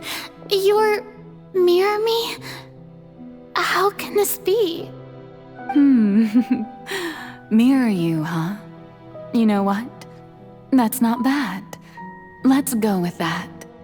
Mirror me? What do you wish to say? The prophecy. Have you heard of it? What prophecy? Wait. I know. I think. I don't know why, but it's in my head somehow. The people will all be dissolved into the waters, and only the Hydro Archon will remain, weeping on her throne. Only then will the sins of the people of Fontaine be washed away. Oh, very good. You know it well. What's going on? I can't seem to remember anything clearly. The only thing I know for sure is this prophecy. Will it really come to pass? Yes, it will. And that is why I've come to you. Disaster will come to Fontaine sooner or later. Things will develop just as the prophecy declared. There is no escaping it. But doesn't that mean everyone will die? I'm a Fontainian just like them. Will I dissolve too? Oh, don't worry. Magical meetings exist in this world precisely to give people a chance to turn things around. It is the reason why you met me today. I will tell you how to save everyone, but you may have to suffer somewhat. Oh, so there's still hope after all. Goodness, you frightened me. You spoke so much and with so much certainty. As for the suffering, well, I will admit that the first thing that came to mind was, why do I have to be the one to suffer? But if the prophecy will come true, I'll also die anyway, right? So if I've already met you as my magical meeting in this world, if there were scales, with all the people of Fontaine on one side, and my pain on the other, is it not obvious where the scales should tilt? You truly are the perfect human, my ideal. I suppose this would also be the justice that belongs to you. Huh? Don't worry, it's nothing. Listen well. Fontaine has just lost its Hydro Archon. I need you to play a role, that of the new Archon. Play as a god? That's right. You must begin a never-ending masquerade.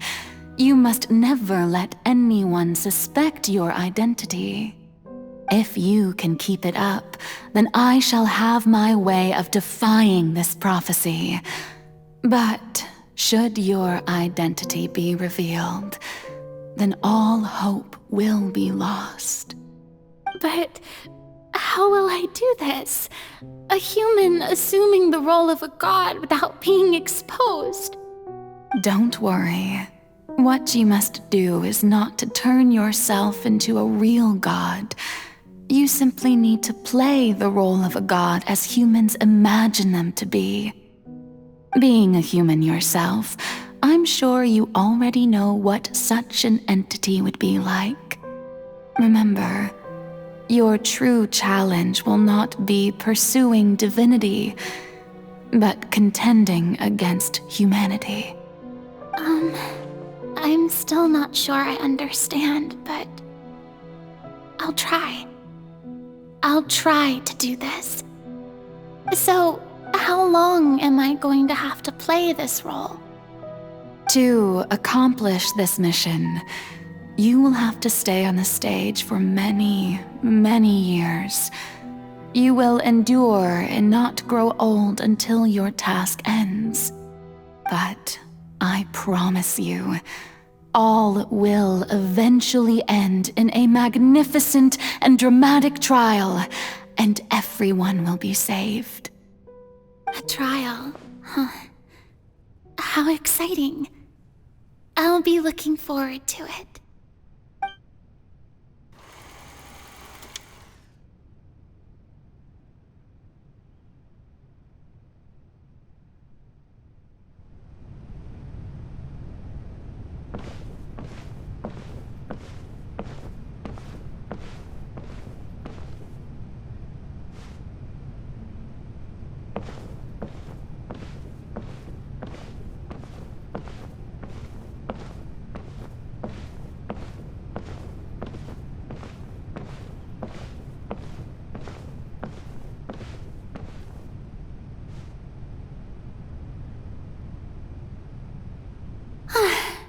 The Maison Cardinale has announced my accession, but this is my first time facing the people. What should I say to most appear like a god? To be honest, I still don't know. Perhaps I should first try to act natural. Ladies and gentlemen, good evening, and welcome to the Opera Epiclese. I'm sure you've all heard about how I have taken on the role of Hydro Archon. Indeed, I am Furina de Fontaine, your new Archon. In truth, I know little about becoming a nation's new god, but it will be my honor to guide you all. As the god Focalor, the god of justice, I shall do all within my power to lead you into an age of fairness and justice. Once again, thank you all for coming. If you should have any questions or suggestions, please send them to the Maison Cardinale. The future of Fontaine will require us to work together, after all. This should do it. I thought I might stammer, but thankfully, I was able to convey my thoughts just fine. Okay, and next. That's the new Hydro Archon. Is this some kind of joke by the Maison? I would have thought that a being that surpasses humanity would be a bit more assertive. Hey, did you hear that? She even told us to send her suggestions there at the end. Shouldn't gods be all-powerful? She's being so modest. What's the difference between her and an ordinary person, then? If you ask me, perhaps the succession didn't actually happen. She might just be a Maison-backed puppet. Wait, what's going on? Why is everyone suspecting me of being a fake? Oh, this is bad. If I get exposed here, there'll be no saving the people from the prophecy. Right.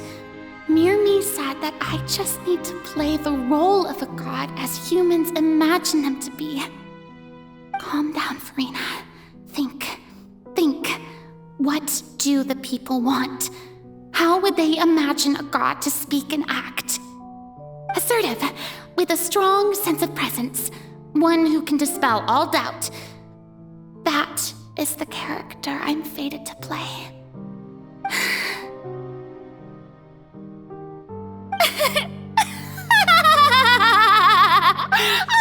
Oh, very good, my people. Only ones such as you are deserving of my rule.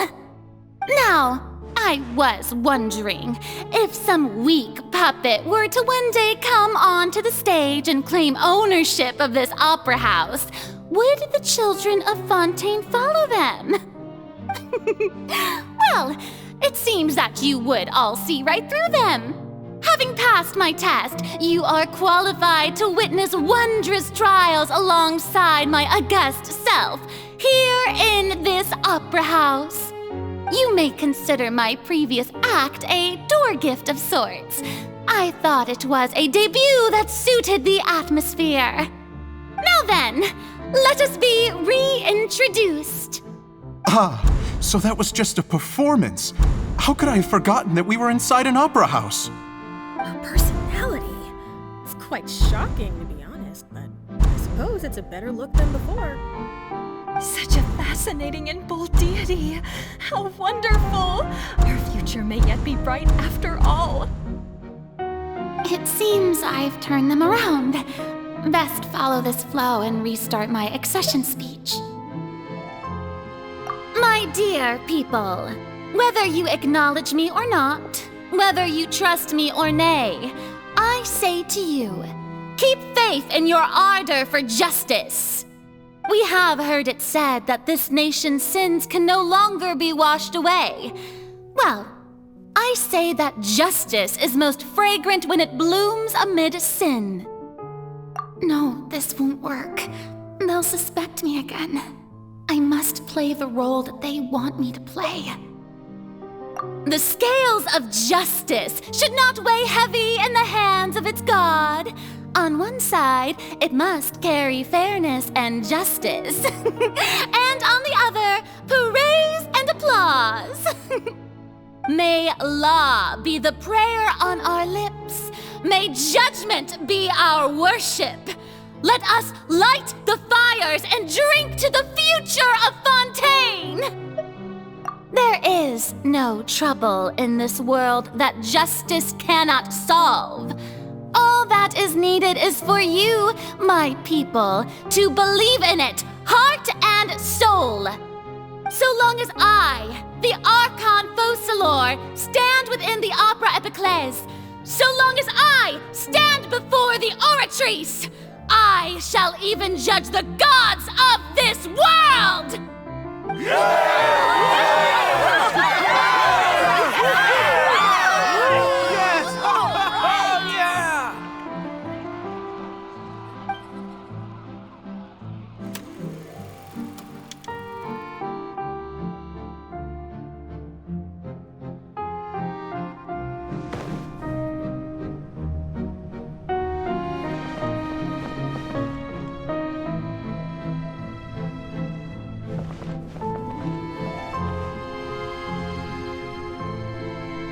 Lady Furina, here are today's case reports, as well as a summary of the follow-up for your perusal.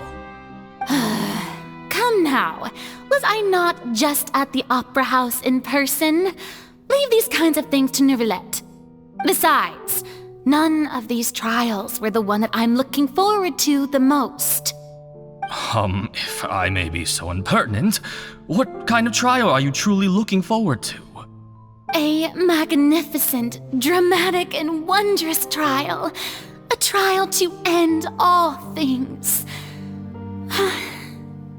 How could you hope to understand? That's true. I fear I lack the ability to grasp your divine thought, Lady Archon. No need for fright, and do not take what I said before too seriously. Go now, do your duties. The trial I await. It will come one day.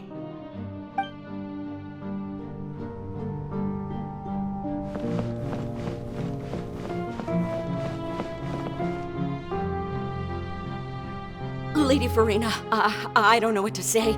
Thank you for agreeing to see me. No need to thank me. Or rather, thank your own sense of perseverance instead. Long have you stood in line to meet me, have you not? Oh, I'm afraid that's just an inevitable consequence of my divine charm. All right, Deoteria, is it? How is your son's illness? You remembered me, and you knew of my family, too. He is doing much better now. In fact, he is far more of an ardent believer than I. He was the one who forced me to seek an audience with you, and to bring your words back to him. Oh, good. Very good. If this should happen again in the future, please do not hesitate to come and tell me. Going down to citizens' homes every so often, while not usual practice, should serve as a fine change of pace. You're such a gentle and wise god. Thank you once again, on behalf of my son.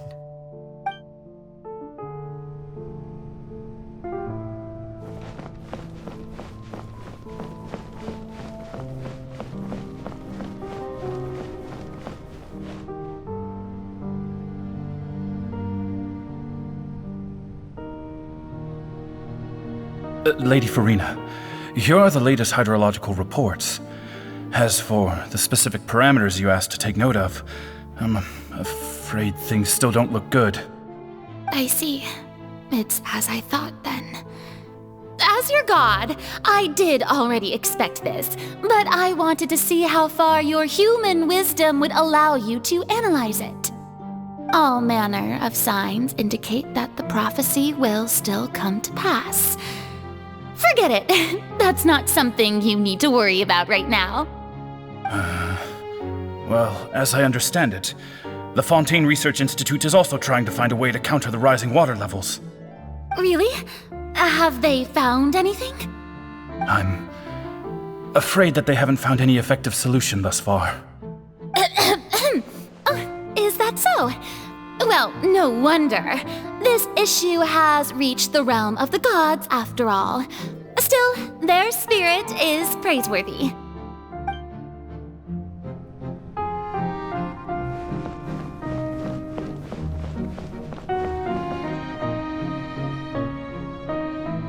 The day is finally over. I haven't had a moment to breathe this whole time.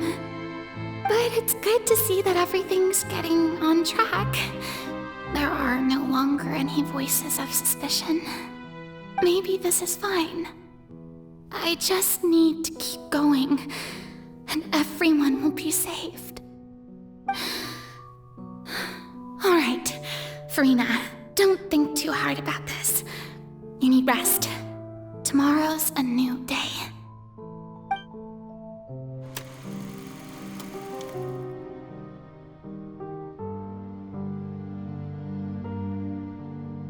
Lady Furina, here are the new trial reports for the latest cases, as well as a summary of the follow-up.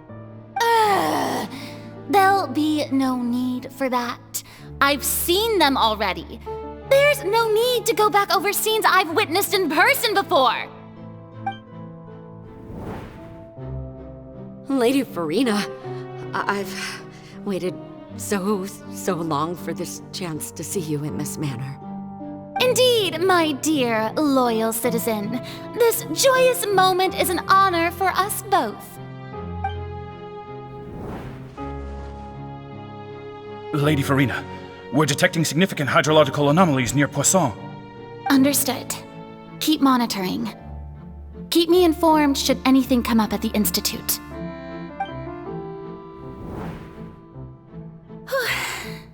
I don't think I let anything slip today. I must show the people that there is nothing to worry about. I just don't know when these days will end. I feel utterly exhausted. Best to rest early today, too.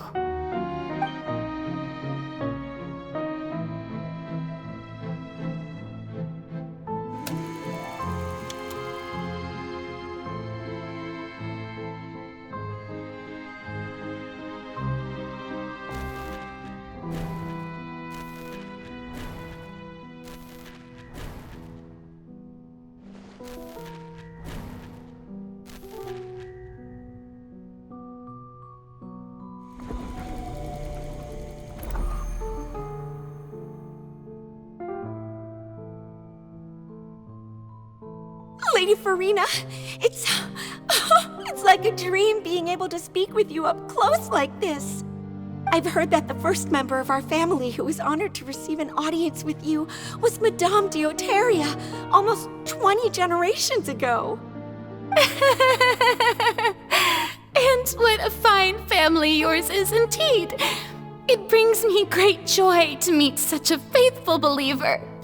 A descendant of a line most ardent. Surely you exaggerate, Lady Furina. My lady? What is it, good citizen? Oh, are you crying? Oh, really now? I didn't even notice. This must be the overflow of hydro from my person. Well, can't quite help being the god whose dominion is the waters, can I? No wonder. No wonder. A manifestation of your power, then. Oh, Archon, I am honored to have witnessed it. Honored indeed.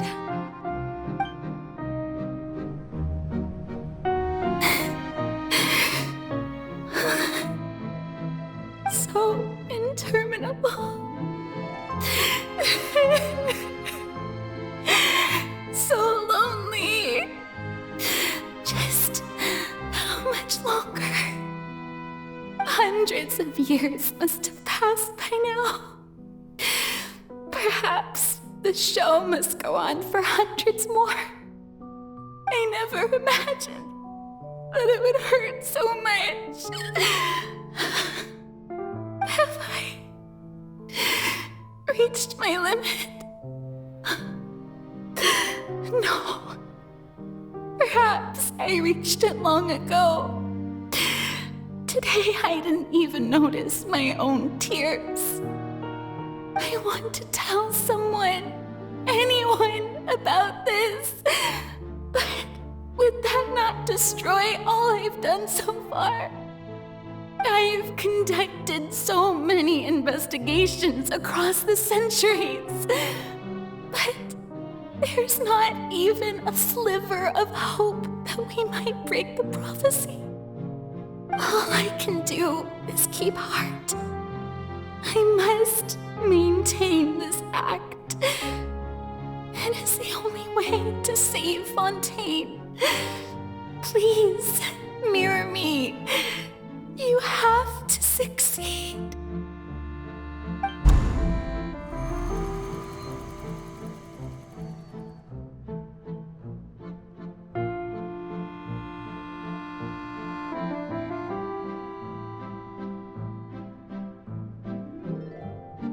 Furina, you don't have to shoulder this burden alone.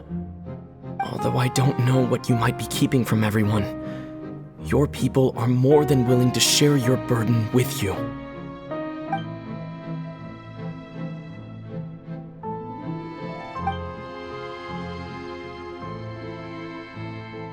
Share my burden. That's impossible. It was fated right from the start that this would be my duty alone. But even if your burden doesn't need to be shared, you can still choose to confide in someone. Just share it with me. I'm what you'd call a witness. A witness?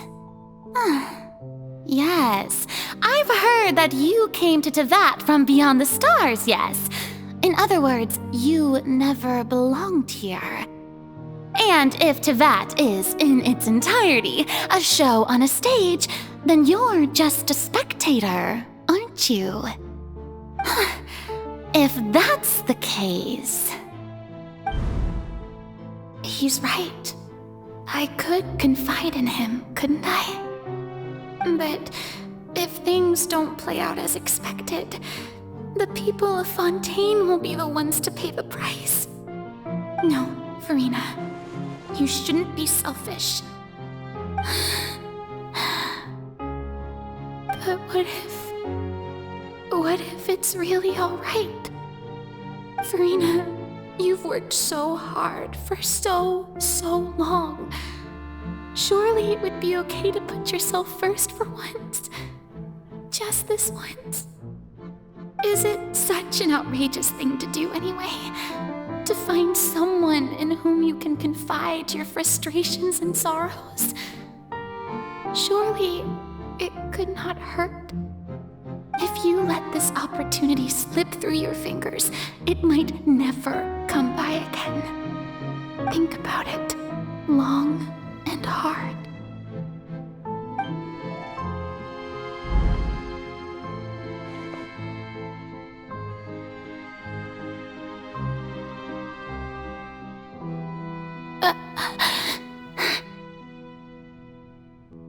No, I have nothing to say. I am Furina, the Archon of Fontaine. Everything will surely get better. All you need to do, dear spectator, is to witness my performance until the curtains fall.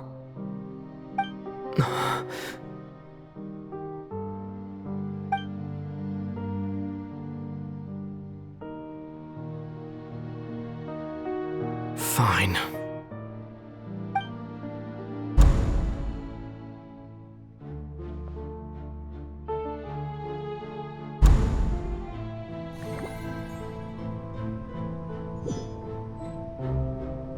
So even Furina doesn't know the truth? You've never once let her in on the full plan? Yes, it had to be done. To deceive the heavenly principles, you must first deceive yourself. She did very well. If she had let her resolve falter even once in these 5 centuries, Fontaine would have been doomed to the most tragic fate. It seems that trusting humanity was the right decision after all. I believe that I understand how your deception works, but that is only half the truth, is it not? How would you build on this foundation to save the people of Fontaine? That is the most important thing. Ah, good. Of course, the Iudex of Fontaine has pinpointed the crux of the issue. I'm sure you've long sensed that the Oratrice is no simple machine, yes? I've always suspected that it had its own consciousness, and Lenny did mention that he heard a human voice within the core chamber. It now seems that that person was you, hidden within the machine all along. Am I right? And then I became one with the Oratrice, taking Fontaine's Gnosis with me. Yes, it would seem so, wouldn't it? Alas, your understanding of this device still lacks sufficient depth. In truth, it is no enactor of justice. It is, in fact, a device created to kill the god of justice. I beg your pardon? Oh, you have it. And to be more precise, not only will the Oratrice take down the god of justice, it will also take down the divine throne upon which she has been placed.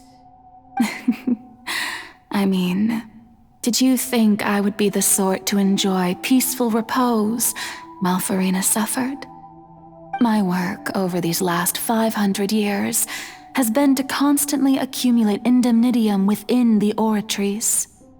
But really, some have already discovered that only a small fraction of the energy generated by the device was ever used to provide power to Fontaine. The vast majority had to be, accumulated to enact this death sentence. It was all a part of your plan then? Both the trial and the sentence? Indeed. This power, accrued over 5 centuries, could have sustained Fontainians for millennia had it only been used for that purpose. Almost all of it has now been stored within the Oratrice.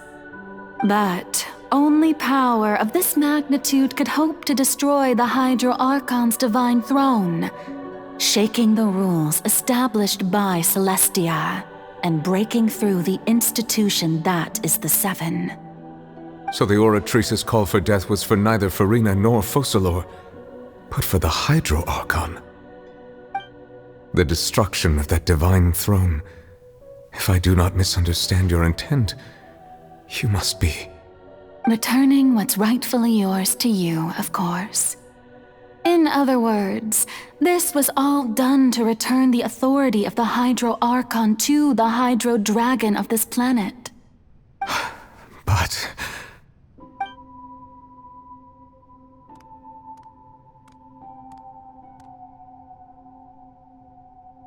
Oh, what? Getting sad again, are we? The authority of the ancient dragons shall soon be yours once more, O Hydro Dragon Sovereign. And this is the face you make. all you've done throughout the years is just so you can sacrifice yourself at the very end. I've never quite seen it that way, you know. Even now, I'm quite pleased at how well my deception worked.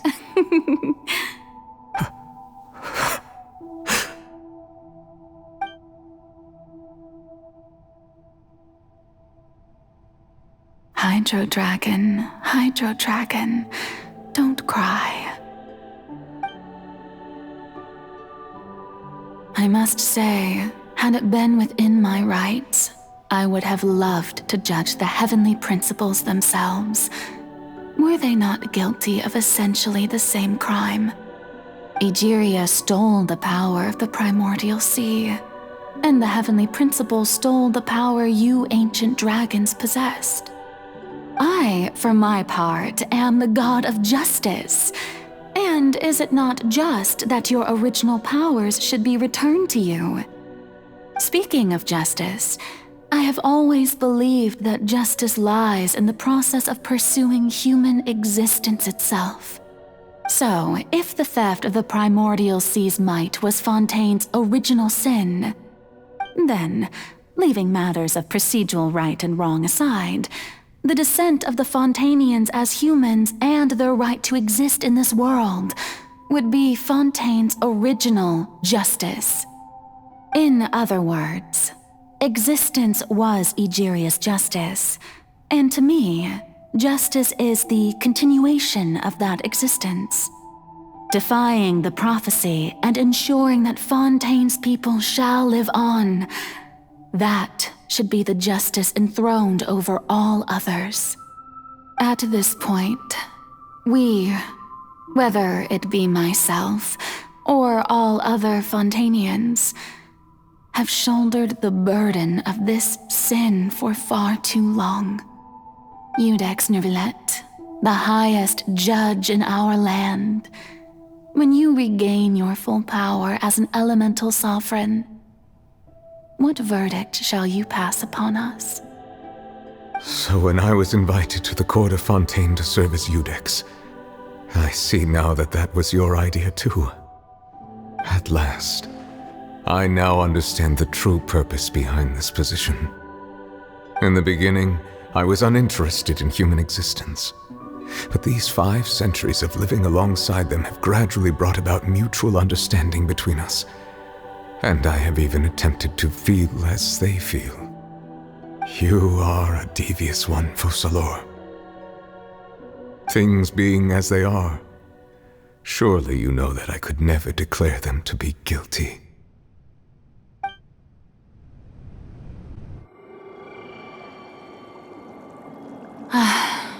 The hour of my execution is almost here.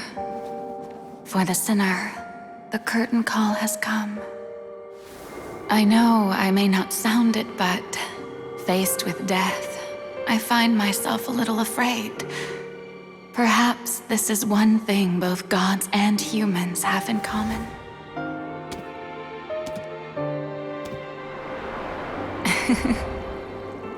Farewell, Neuvillette. I hope you've enjoyed the part you played these 500 years.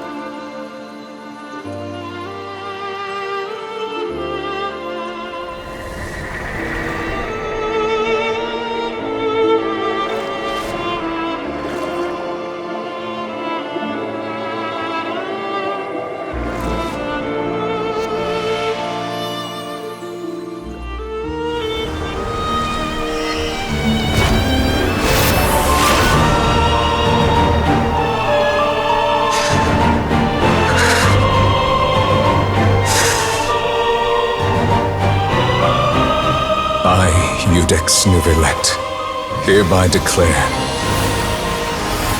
people of Fontaine, your sins are forgiven.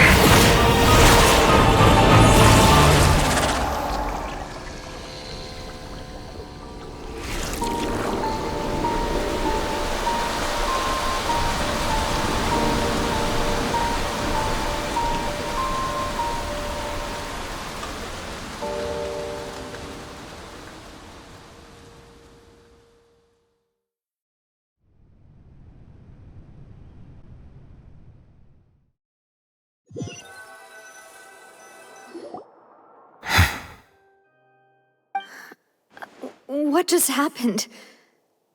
Has the death sentence been carried out?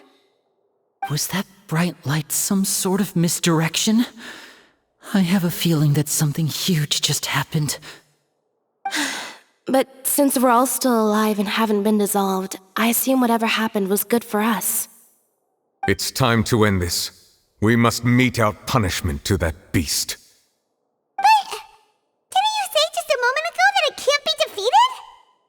I have gained the strength sufficient to deal with it.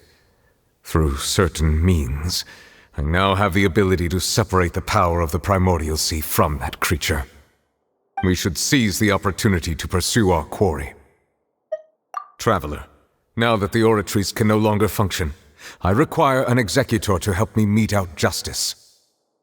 The root of the calamities befalling Fontaine, the beast that enacts the prophecy. Its name is the All-Devouring Narwhal. Come with me, traveler. The hour of execution has come.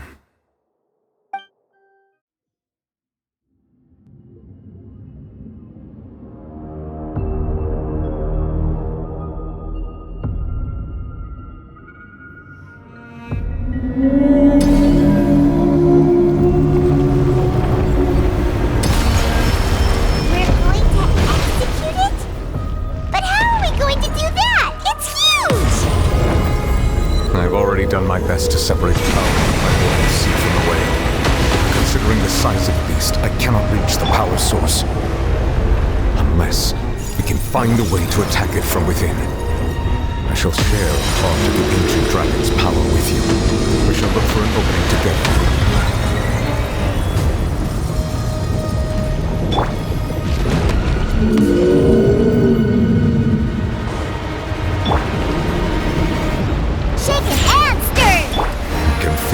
Sorrow turning into hostility. Over here!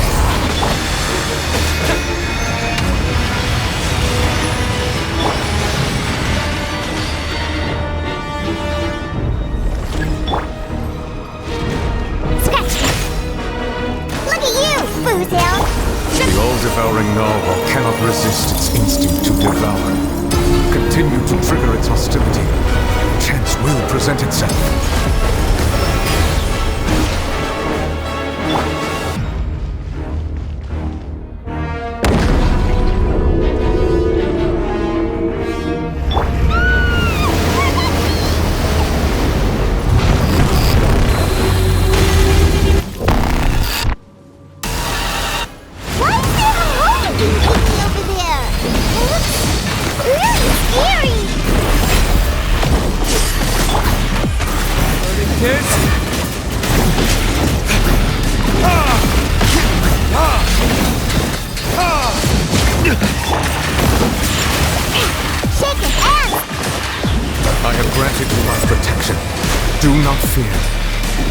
The moment. Use my power to suppress its truth from within.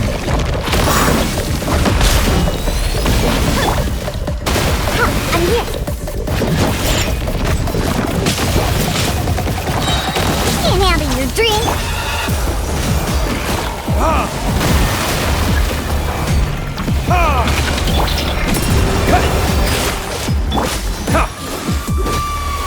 Cue the spotlight. Time for retribution!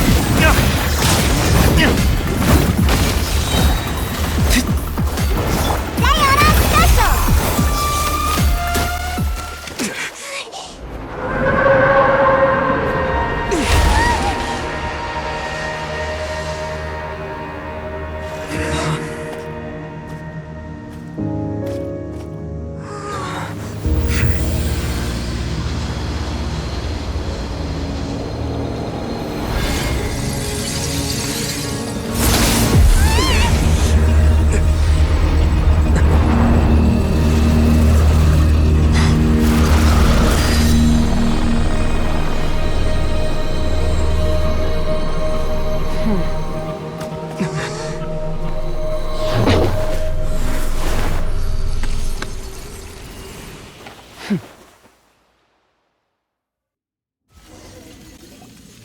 Thanks for helping with the cleanup. It should have been my job, but... oh well. It was just supposed to be a short private training session for me. I didn't think that my disciple and my master's pet would start brawling in the meantime. Well, actually, I had a feeling that it would happen at some point, but they bumped into one another earlier than I thought. What a blunder. I suppose I'll have to swing my sword 3 million times as penance. That power. Who are you exactly? Paimon has an idea. From what she said earlier, she must be Childe's master. Skirk, right? It's just that he gave us the impression that she was the less talkative person. I simply did not have anything to say to the weak. But you, on the other hand, managed to defeat the all-devouring Narwhal without using power from beyond this world. So you may speak to me as equals. I have to agree. It's a strange use of a planet's primordial waters just to raise an all-devouring Narwhal. That kind of power is wasted on it. It's not cooperative, it eats too much, and I have more important things to do with my time than pet sitting. The only thing that creature has going for it is its looks. All in all, it fails as a pet. Miss Skirk? I think you might have missed the point. The point being? Well, being that this pet almost destroyed an entire nation. So what sort of person is your master? Well, Childe's master's master. Wait, is that right?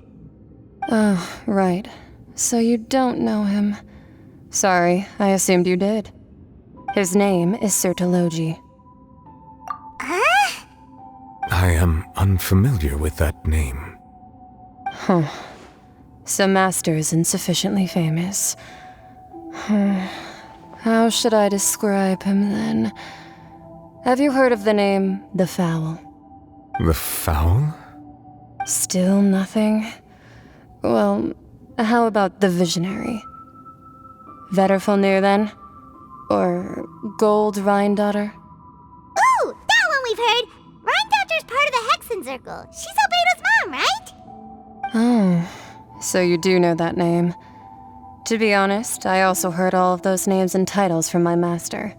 I don't actually know them either. But I suppose you understand now, yes? My master is likely a similar sort to Rhine-Daughter. They are both pursuing some form of perfection. Wait! Didn't you also mention a visionary person? Paimon didn't quite catch their name. Actually, never mind that. I believe it expedient to inform you that the all-devouring Narwhal used up nearly all its strength fighting you. Such roiling hydro energies will prove difficult for the planet's deep seas to digest. As such, the Fontaine back on the surface has most likely been thrown into chaos. In other words, the prophecy that you've been fretting over should now be in full swing. What?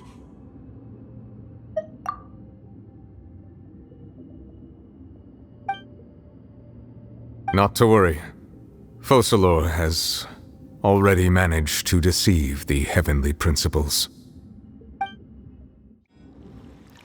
In the end, the people will all be dissolved into the waters, and only Furina will remain, weeping on her throne.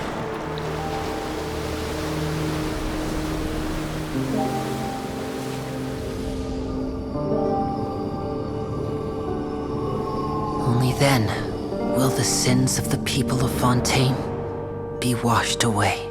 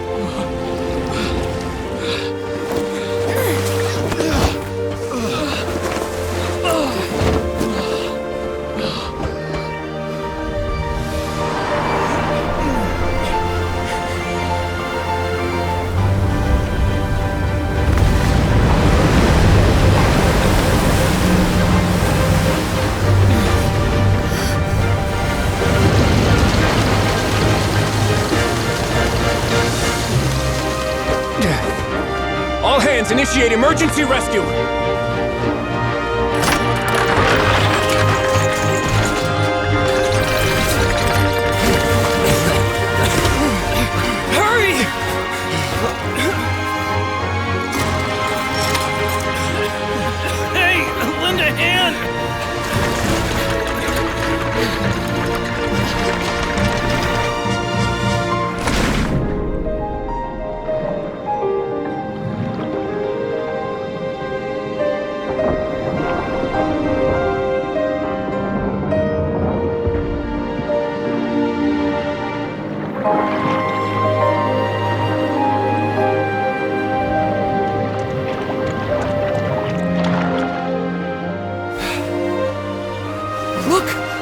Receding! It's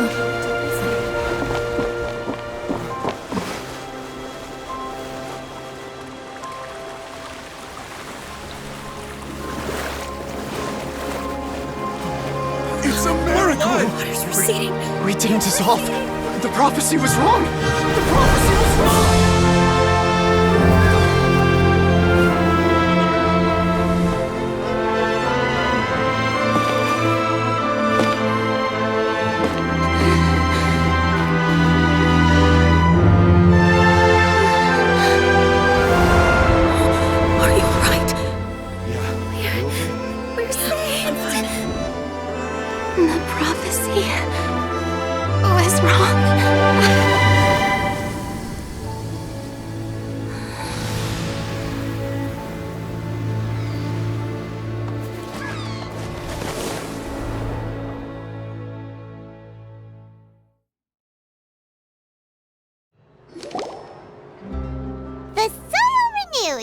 The Spina di Rosula talks post-disaster rebuilding. I recently visited Poisson to meet with Miss Navia, spokesperson of the Spina di Rosula, and we spoke about Poisson's present and future. Old soil can still give birth to new bloom, Miss Navia stated. Hope is like seeing a small cookie when you're starving late at night. You just need a little of it. Skyship Winglet, lunar brain of the Fontaine Research Institute. The various disputes that have arisen on account of Mr. Edwin have suddenly become a shield over the Institute, with Jurieu turning out to be a once-overlooked hidden gem. People always call the first researcher mad, but few know what to call the second. And should that latter person achieve a miracle, they would find it all the harder to find a word with which to classify him and his team. Wow! Paimon barely recognizes the people in the reports. Are those really Jurieu and Navia? They sound like real big shots. What do you think? Pretty enthralling, huh? The Steambird's idea was pretty simple. With the disaster just having passed, we would print a free edition packed to the margins with good news to calm people down. The value for these big scoops lies in their inevitable follow-ups. We'll publish further reports and go into the stories behind those people. Edwin's assistant, Jurieu, created a true flying ship, while Navia is leading people in the reconstruction of their home. I'm sure that these stories could draw even your well-traveled eye. Paimon's curious too! Wait a minute. Didn't we watch everything happen from start to finish? What's there to be curious about? And that's exactly why I'd like you to come conduct interviews with me. You're the best incubators of news, if you haven't noticed. And also, with you around, I'm sure I'll get to see that Duke. Are you sure? Hasn't he turned you down several times already? Oh, this time will be different. Come on, let's head to Poisson first, and then make a trip to the fortress. There are some things you'll only know when you get there. Navia! Oh, it's you. What brings you all here? Hey, we're just having a look around. I'm here to update myself on how things are going here. Oh, the Fatui are here too. Let me introduce you. This is Mr. Garunt Snežević. He represented the Knave in sending us a large amount of supplies, and is helping with our work. Our residents are hard at work as well. Thanks to everyone, work is progressing nicely. We've lost a lot of people, but we're moving forward. That will have to be enough. Hello, Miss Charlotte. I'm a big fan of yours. I especially like that article you wrote last year about Fontaine's stray cats. But if you don't mind, could you not emphasize our role too much in your report? It's not charity we're doing here. We just happen to share the same interests as the Spina. I get where you're coming from. I'll keep it as simple as possible. Or would you be willing to feature as friendly neighbors? That would be fine. Thanks. Oh, you're back too. How are things? We finished laying down the construction materials. It'll be another hour before the workers are able to go over there. Huh? You're here too, Clorinde? Well, her reputation's greatly risen after that whole duel business with Miss Furina, so she's here in Poisson to wait out the heat. All right. She really came here to help me out. There's too much to consider in the reconstruction of Poisson. The Spina has need of more decision-makers. And, well, I do already happen to be connected to Mr. Callis. Oh, wait just a moment. Do you mind me asking a few questions? You know, about how you felt before the duel, about what it was like facing down a god. There's lots of exciting material there, I bet. Forget it. I'm sure you can find a better theme than that, Miss Charlotte. I see you're the same as always. Couldn't you do me a favor, for Navia's sake? Well, if we're talking about doing things for my sake, you might as well just take a few more photos of me. Or of the Traveler. It's better than wasting time persuading Clorinde, at any rate. Of course I will. I'm not gonna let him off that easy. All right, then everyone who wants to be in the photo, gather up. And smile.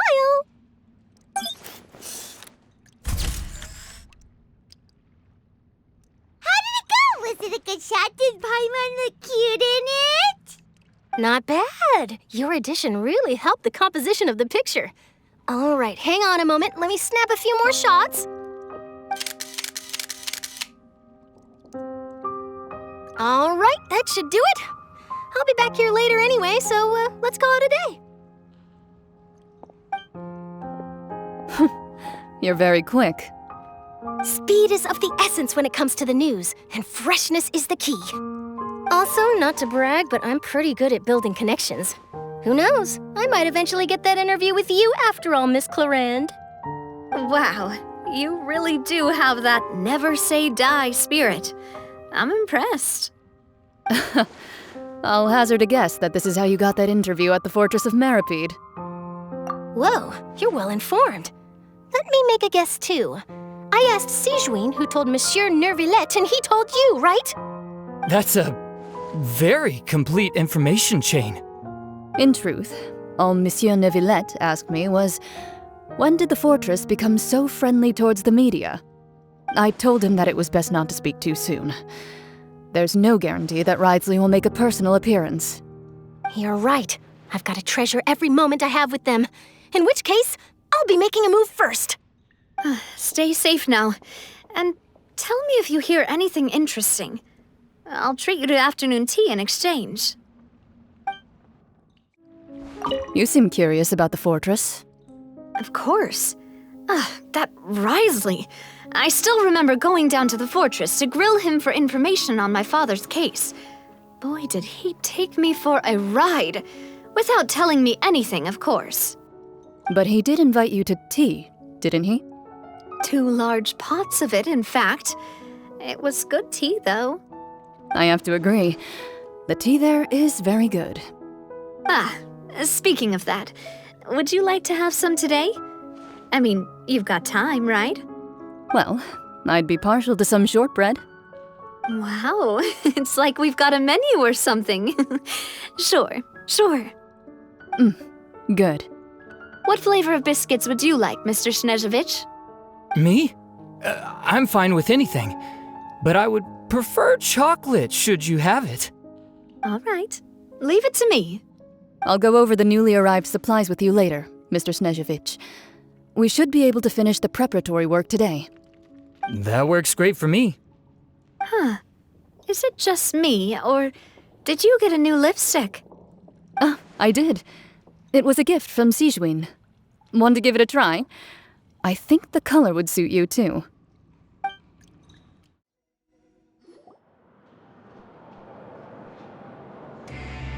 Wow, guess we're here again, huh?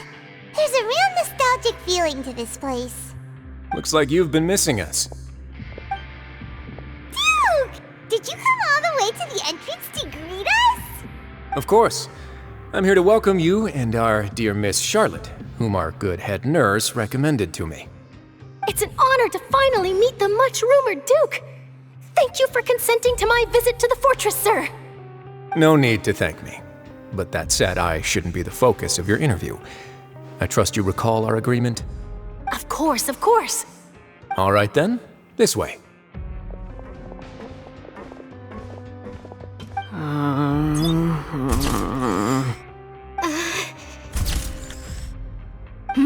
Hey, no need to be so nervous. I've already taken all the photos we need. Miss Charlotte, do these pictures really need to be published on the cover of the Steambird? It would seem that Miss Lourvine doesn't want her face to appear beside that of Mr. Jurieu, Sir, please don't say things like that. But it looks like dear Mr. Jurieu denies it. Might this interview be very important to you then? No, I just... This is my first time being interviewed, and I'm very thankful to the Steambird for... Now, I might not look it, but I actually did meet Mr. Edwin once. And I'll be honest, I enjoyed chatting with you more. You've definitely got more of that genius vibe going on. The boat that brought about a miracle, the ark that saved the people. Why, you recreated a myth back there, like an emissary of legend. Still, if I might ask, where's that flying ship now? Ha! Looks like Charlotte's trying to get herself another exclusive scoop. I have to apologize, but that ship is presently in the bowels of our factory. I'm afraid it won't be easy for you to get a shot of it. Really? Well, then in that case, could I have an interview with you to make up for that loss? You already know my answer, I'm afraid. Best you interview our head nurse instead. Or perhaps you'd like to take another photo of this couple of researchers? Did you really have to use the word couple? Well, then, 2 solo photos will do. Is my hair messed up? Please, someone help me have a look. Things sure are getting pretty lively here. We've seen this kind of thing before.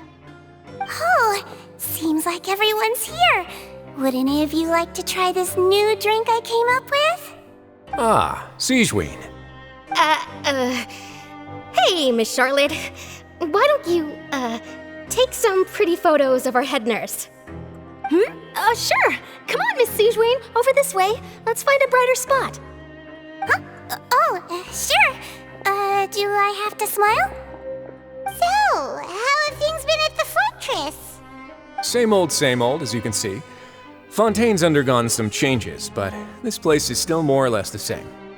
Other than that flying ship, it got a tad too much attention, I think. That's why I decided to let the interview go through. We should direct more public opinions toward the behind-the-scenes heroes. Am I right, Mr. Jurieu? Miss Lourvine? You're too kind, sir. I believe that you too should have your day in the sun. Not that you would want that, which is a pity. I'll just leave the spotlight to you two. I see. Lots of things happened that day, huh? Anyway, regarding that Harbinger, I'm not sure you remember, but his 3 young followers are still waiting for his return. He sure did win them over, huh? I'll tell them that there's good news and bad news. The good being that their boss seems fine, and the bad being that they must face extended sentences for abetting his escape. Oh, actually, what about you? Are things gonna change for you too? What change can there be? The fortress will keep chugging along, and so will my duties. As to what Miss Furina's departure will mean for the nation, and if our laws and governance will be transformed, we'll leave those to the folks in the overworld. Hey everyone, the photo shoot's done. Good. In that case, let's call it a day here. Thanks for your cooperation. Come on, Traveler, let's go. Till next time, everyone. There'll be a next time? Maybe. Who knows? I might write a story about the underwater factory next time. Until then. Oh, you know, I'd love to see you in one of Charlotte's photo shoots one day. Is that really necessary?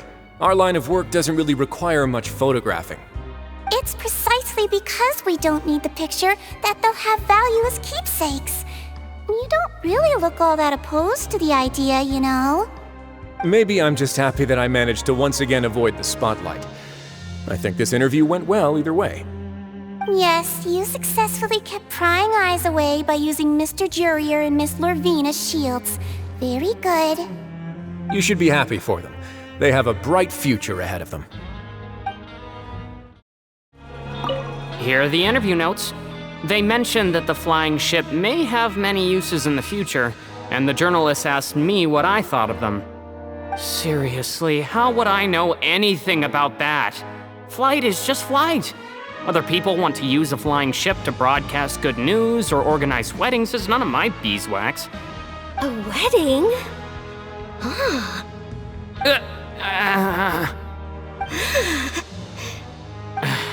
Why are you looking at me like that? So the flying ship can be used for weddings? I didn't say that. That journalist mentioned it, and what does that have to do with us anyway? True. What does that have to do with us?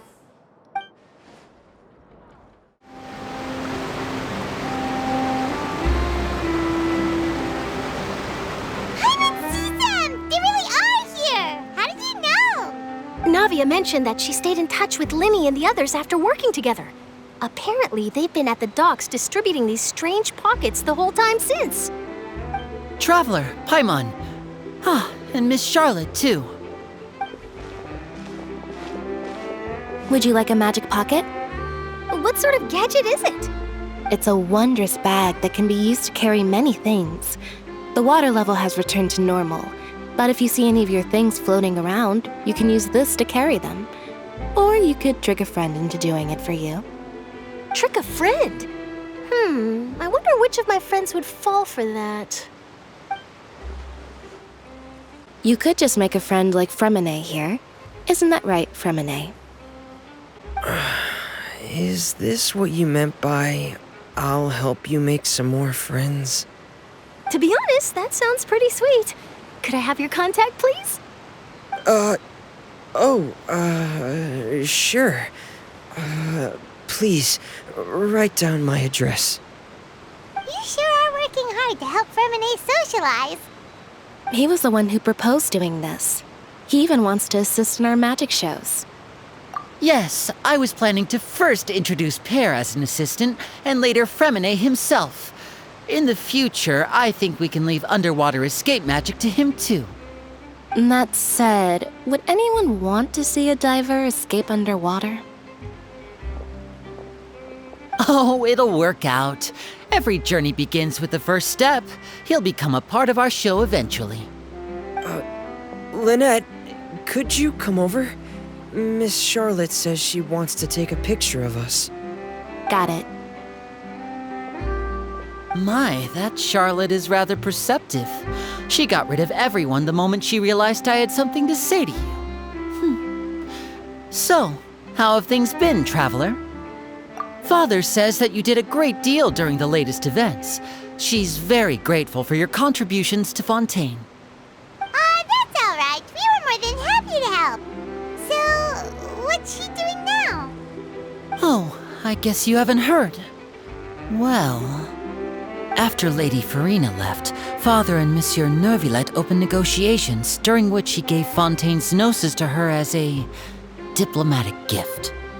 A diplomatic gift? A Gnosis? Yes, I was quite surprised at first myself.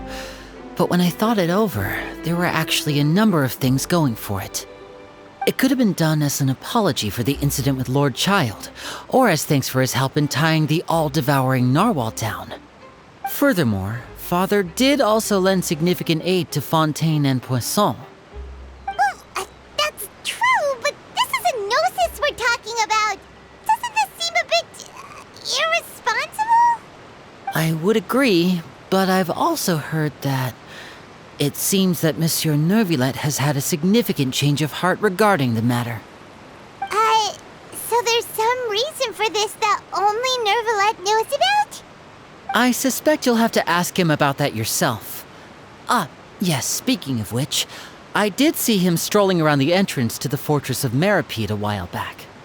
Isn't he real busy and stuff? Paimon didn't think he'd have the time for that. But back to the topic. The Gnosis was given to the knave, right? What about Childe? They say that he's returned to Snezhnaya to recover from his wounds.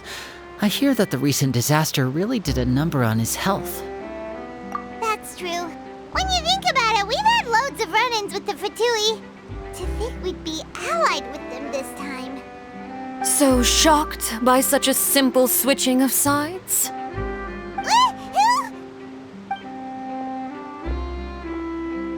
Father!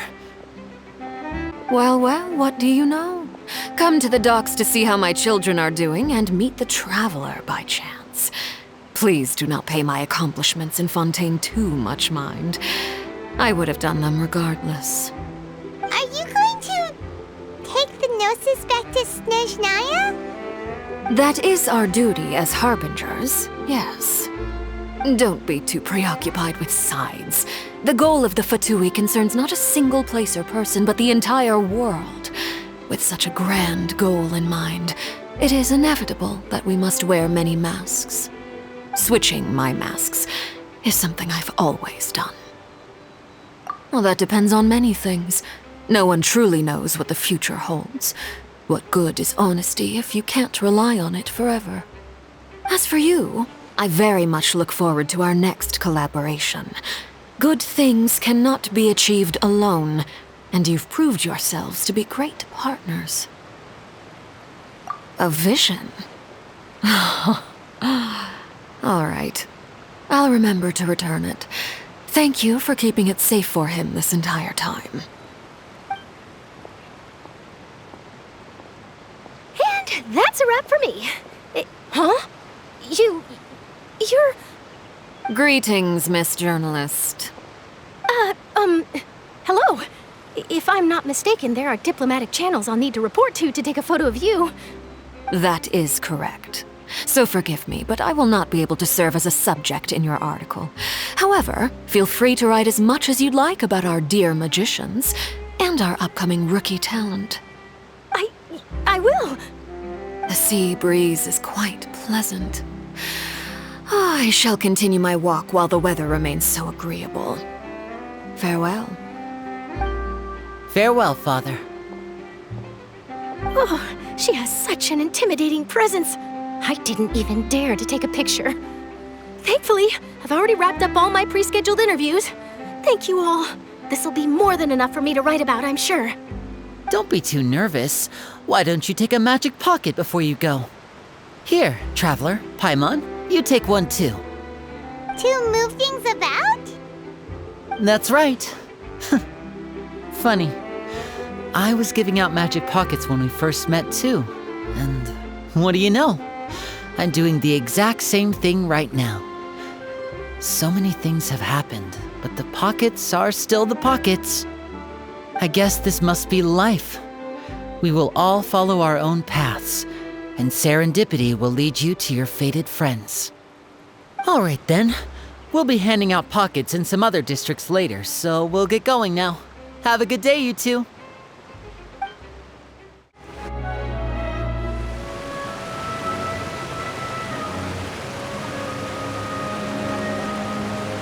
So, you really are here, Neuvillette. Paimon didn't think you were going to have free time this hour of the day. Really? Oh, I suppose you must have met Mr. Linney. He took the time to greet me earlier when he passed this way. In any case, you came at a good time. I was just considering reaching out to you to set up a meeting, so I may explain some things that I haven't had the time to before. Aw, Paimon's glad that you remembered. Thank you for keeping us on your mind, what with you being busy and all. Alright, let's have it then. How was Fontaine actually saved? The whole business is still quite the mystery to us.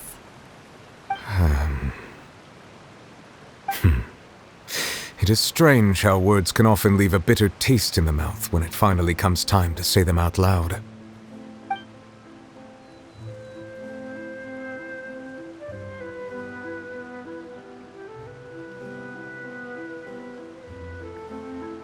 Whoa. So that's what happened? destroyed the divine throne of the Hydro Archon and restored your power to you, transforming you into a fully fledged elemental dragon sovereign. But Paimon still doesn't quite get what you did to save the Fontainians from dissolving. For me, the authority of the ancient dragons refers to absolute control over the hydro element. Fontainians were incomplete humans born of Egeria's use of the power of the Primordial Sea, with constitutions similar to that of mimics. But so long as those primordial energies remain within them, I could use the ancient dragon's authority to grant them true blood, after the fashion in which life was first brought into being on this planet. In other words, when I gave my verdict, Fontainians became true humans, and thus would naturally no longer be dissolved by water from the Primordial Sea. Focalor must have counted on you to make that decision as well. Your verdict was the key to making the prophecy appear to have come true while saving everyone. Yeah, and in a manner of speaking, Focalor finally managed to fulfill the original Hydro Archon's wish to turn Oceanids into real people too! It seems from your expressions that you still have more things you wish to ask. Ask away. I will tell you the truth as I know it. I have investigated his case along many avenues, and I have learned that he once fell into an unknown chasm when he was young. There, by chance, he awakened the all-devouring Narwhal. But whether it be by sentiment or reason, that should not have been enough to consider him the root cause of the disaster.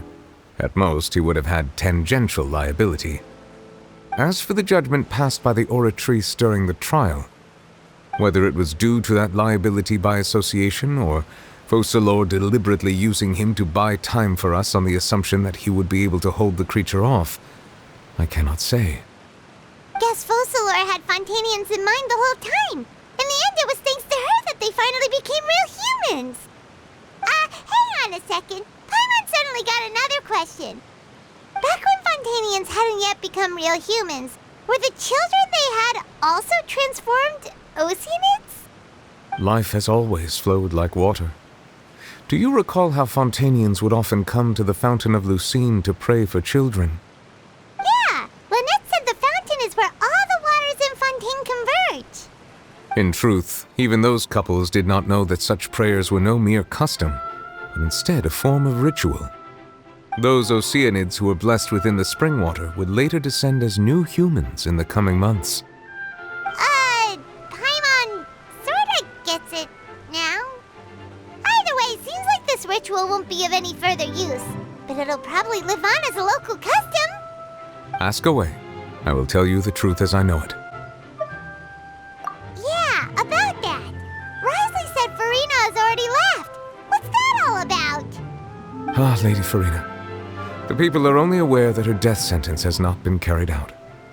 She abdicated the post of Hydro Archon and left affairs related to that title to me, before leaving the Opera House. I related Focalor's words to her faithfully and completely. After hearing them, she seemed neither saddened nor comforted. She simply said that she was tired and needed to rest. Having said that, she then packed her things and moved out of the Opera House, not unlike how an ordinary person might. But she's still got a place to stay, right? You need not worry. I will make arrangements to ensure that she will not want for food, clothing, board, or travel. In truth, I am somewhat happy for her. The wear and tear on her spirit will, of course, take time to heal. But now that she no longer has to play the role of Focalor the Hydro Archon, she can finally lay down her burdens and lead a normal life. What about you then? What are your plans now that you've regained your full powers as the Hydro Dragon? After Focalor passed on, the Oratrice also ceased to function. This matter will directly affect our trials. After much careful consideration, I've decided to take over its role in our courts. From now on, I shall hear cases and pass verdicts by myself. Looks like you're still considering stuff from the perspective of the Udex, huh? As an elemental dragon, there are indeed many things that I must do. But this power and this duty, in a manner of speaking, you could say that both were granted to me. As such, before I attend to my other responsibilities, I must first and foremost continue to serve Fontaine as its highest judge. The duty of the Hydro Sovereign and the duty of the Udex shall coexist within my person. Additionally, the Hydro Archon's departure has brought about another problem, which is that the Opera House shall no longer produce indemnitium. That's true. That power was derived from the people's faith in the Hydro Archon, wasn't it? Wait, but the various mechs and machines in the city are all still okay. Where are they getting their energy from? As I am now, I have full command over New Musia, and it can serve as a complete substitute. Another reason why I cannot quite leave Fontaine immediately. Wow. This ancient dragon's authority stuff is really quite useful, huh? Ask away. I will tell you the truth as I know it. Oh, that's right! They say you've given it to the knave as a diplomatic gift or something! Leaving aside their intentionality, the two Fatui Harbingers have indeed done much for us during this crisis. Their sole remaining goal in Fontaine, at least at this point, would seem to be the Gnosis. The Oratrice has ceased to function. The Hydro Archon's divine throne is now no more, and I do not need the Gnosis's power. As such, it has lost all meaning for Fontaine. If the Fatui have impure designs, then we might as well accede to their request now, and avoid unnecessary conflict. What complicated considerations! Paimon thought you were just giving it to them out of gratitude to the knave and as an apology to Childe. Ask away. I will tell you the truth as I know it. You will soon be heading to Natlan, I presume. I'm afraid that I have little talent as a travel guide, so all I can do is tell you what I know about that land. As far as I'm aware, Natlan can be said to be a nation of dragons. A nation of dragons? You mean like you? No, I suspect that I would not find myself welcome there. Unlike ancient dragons such as myself, the dragons of Natlan have undergone long years of development and evolution. Large numbers of them have entered a form of coexistence with humanity. Natlan is also the nation of war. War ravages those lands like an undying flame. There is one other piece of information I got incidentally from my negotiations with the knave that I believe may be useful to you. The Harbinger known as the Captain has thrown his hat into the endless ring of war.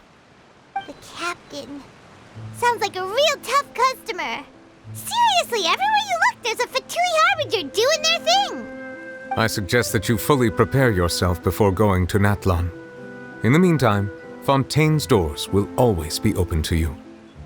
Hang on a sec. Paimon's still got a question about Gnosis. When we spoke to Linny earlier, he mentioned that your attitude towards giving away the Gnosis had clearly changed. We guessed that there might be some reason for it that only you were aware of. No wonder the House of the Hearth is the Fatui's intelligence division. They are certainly sharp. So regarding this specific issue, I was just getting ready to share something with you. What is it? In truth, I exchanged some further words with that lady named Skirk after sending you two back to the surface. It went something like this. Well, we're going to head topside to see what's going on. You hurry over soon as well, all right, Nervalet?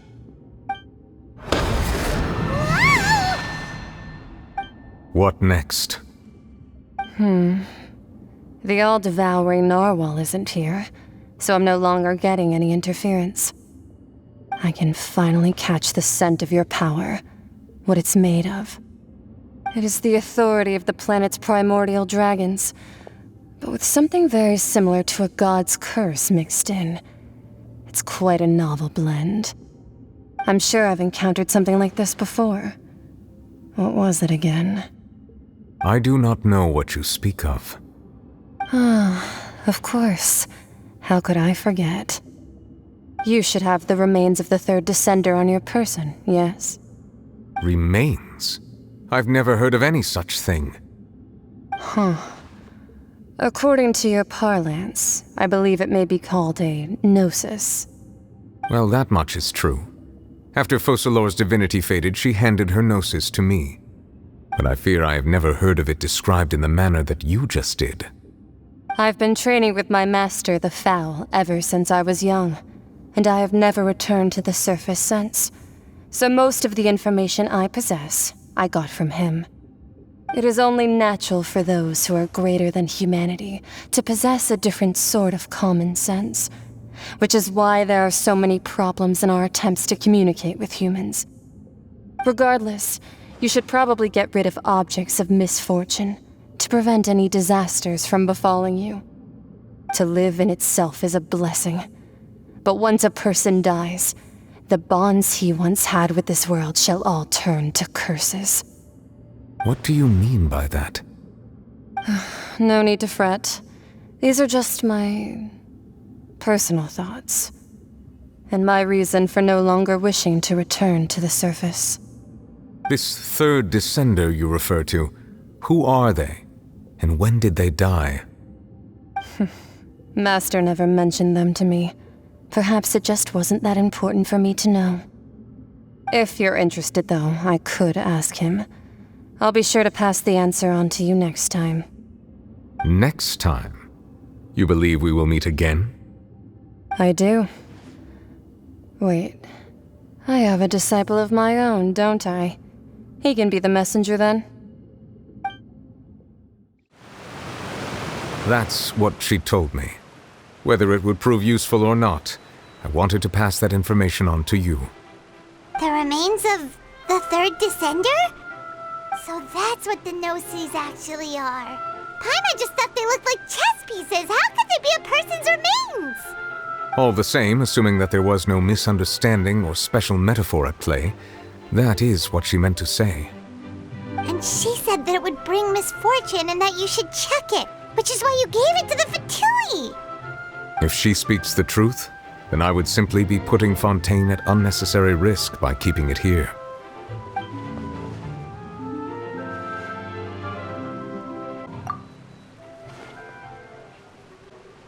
I had guessed that you might already be familiar with this concept, but I did not expect you to be one of them.